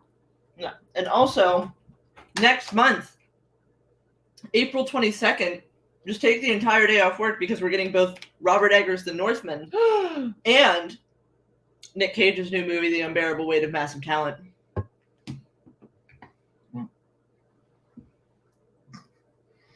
Oh, we can't tell them, can we? No. Not yet. Damn it. Keep your earballs peeled for something. Yeah. If you live in Pittsburgh, or even if you don't live in Pittsburgh, yeah, drive on down. I have some things coming up. It's hydrate, and it comes in a little glass vial. A little glass vial. Oh, it goes in the gun like a bullet. A battery. Battery. Oh yeah, bullet gun. I have seen The Ritual, and I actually really did like The Ritual. Hold I agree on. with you on that one. Hold on. Oh, I didn't think that this was open. Duck sauce all over my finger. If you haven't caught on yet, Mindy, I'm a big fan of Nicolas Cage. I have not seen. No, I have seen. Why did they say battery, though? I know, yeah, because all guns have batteries. Yeah. I don't think I liked The Ritual. I didn't even rate it. I just said that I watched it. How about this would be a fun thing. I can't decide which Nicolas Cage shirt to buy from the internet. I like the Bees one. I don't want it to be the Bees. I want people to know that I'm a fan. I'm a fan Okay. of Nicolas What Cage. if we make our own? Except we do the end of Hereditary, and instead of Heyman, we do Nicolas Cage. Ooh. Yeah. Mm-hmm. It does go up against your anatomy. Yeah. Anywhere on your anatomy, too. Yeah, that's what I like the best about it. Mm-hmm. Because, like, with heroin, you have to find a pesky little vein or something. Hydrate. Just anywhere on your anatomy. Yeah. Somewhere against your anatomy. That feels like he was just like, I'm not going to... What rhymes? Yeah. Find me a rhyme. Yeah, I'm not going to, like, try and figure out where this goes.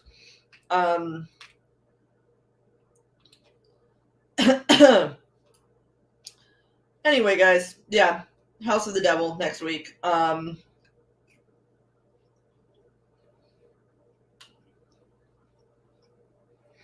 There's a house with a devil.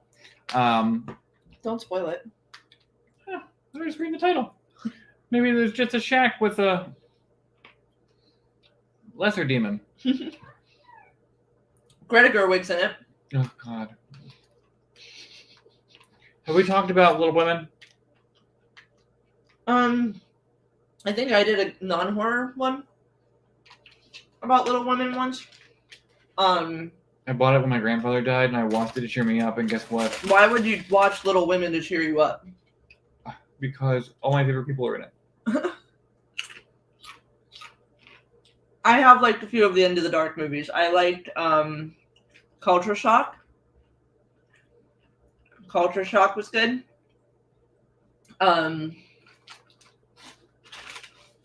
Puka. I didn't watch any of them, but I scroll past them a lot. Yeah, Puka and Puka Returns or whatever, like the second one. Puka Returns is like... So the first Puka is like a psychological horror movie. Mm-hmm. And then the second one is just like a balls to the wall, like horror comedy, and it's really good too. Pilgrim was fantastic because it played out exactly like a Herschel Gordon Lewis movie. I was like shook. I could not believe that they like made a Herschel Gordon Lewis, like somebody funded that. That was crazy.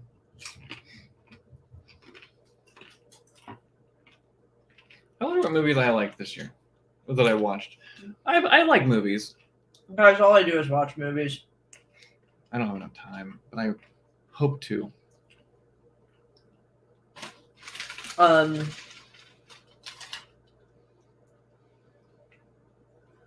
Let's see, 2022. New Year, New Me. That one was decent. I've only I watched didn't 40 like the movies twist. this year. That's not bad for being March.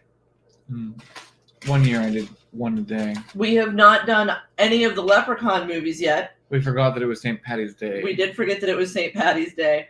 I wonder if, like... My first film of the year was Little Women. Yeah, we messed up, Mark. We messed up, man. We mess up every time. Like, every holiday we've fucked up.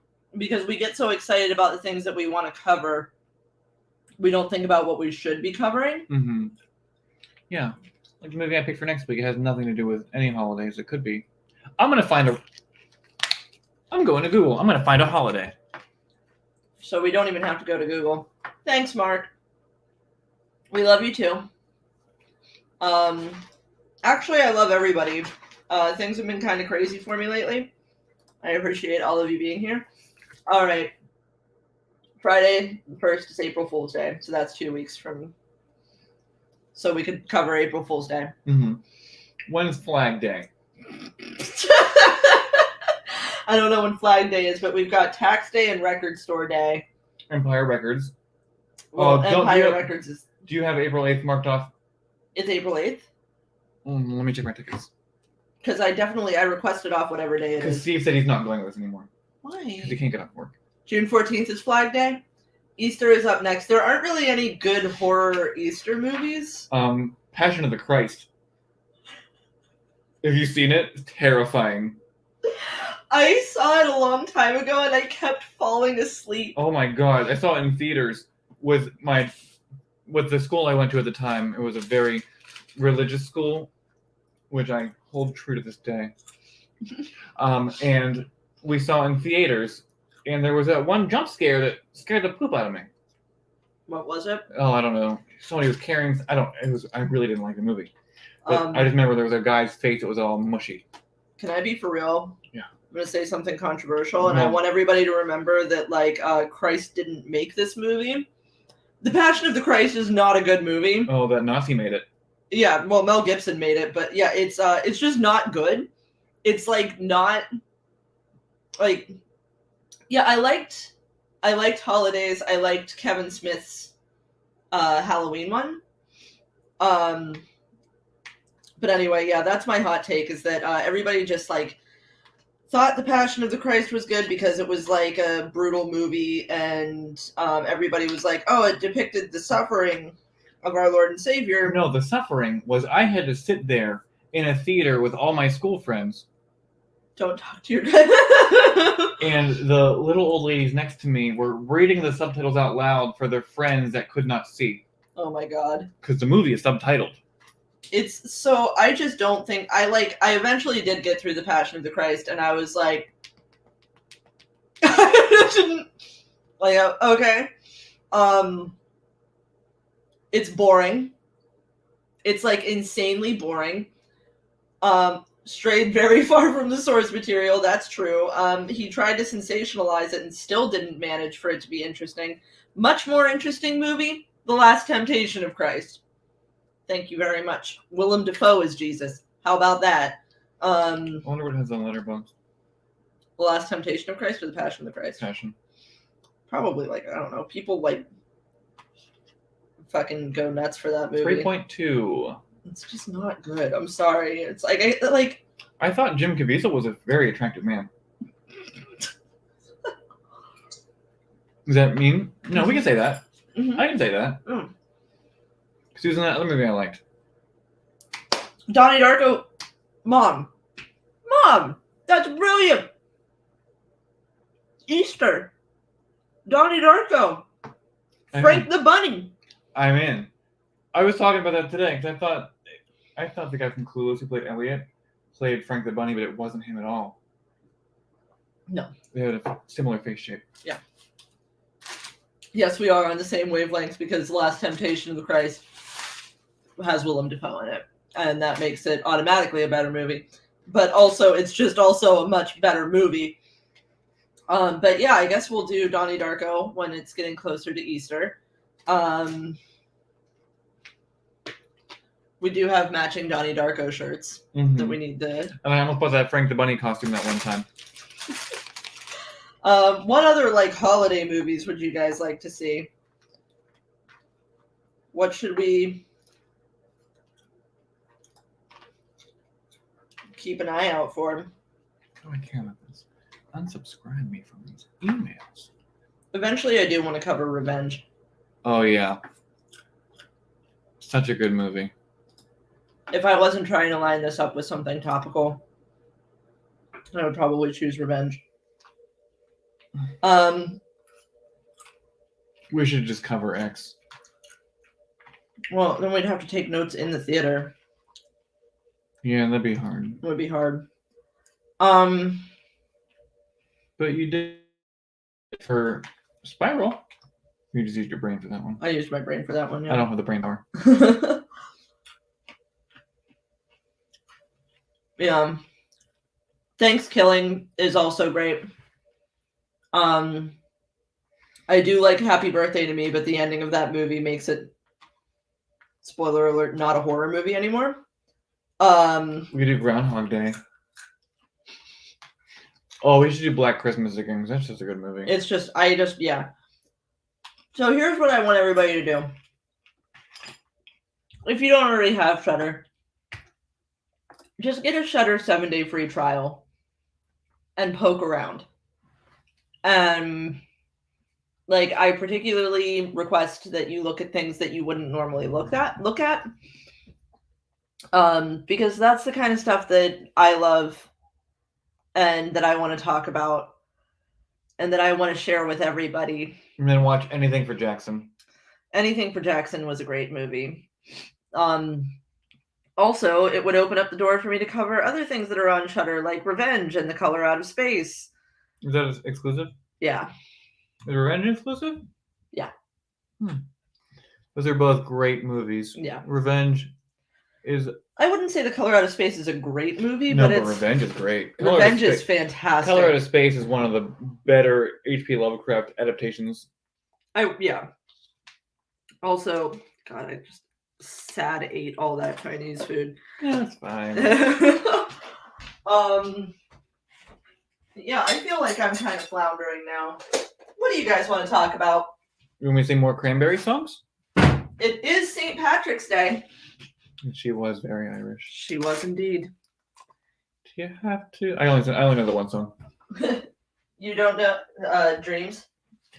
Dreams. No, I don't. You would know Dreams if you heard it. I know Zombie. Linger.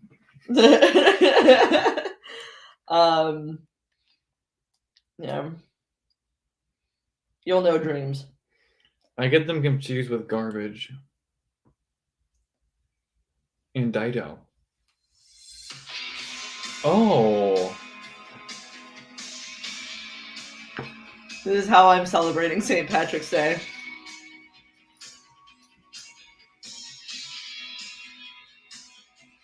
Oh, I recommended Belfast on St. Patrick's Day. Yeah, and I forgot to mention that. I just said it was an Oscars thing. All right, guys. I think that's it for the after party. Because I got to figure out how to get this audio onto my computer. So don't expect it for a couple And days. turn it into an audio podcast. We're going to have to, like, YouTuberip.com. Yeah, it was in a lot of 90s movies and trailers. Chasing Amy. Dairy Girls is also the shit. And it very much concerns the same things that Belfast does, just at a different time in history. We're going to dance our way out.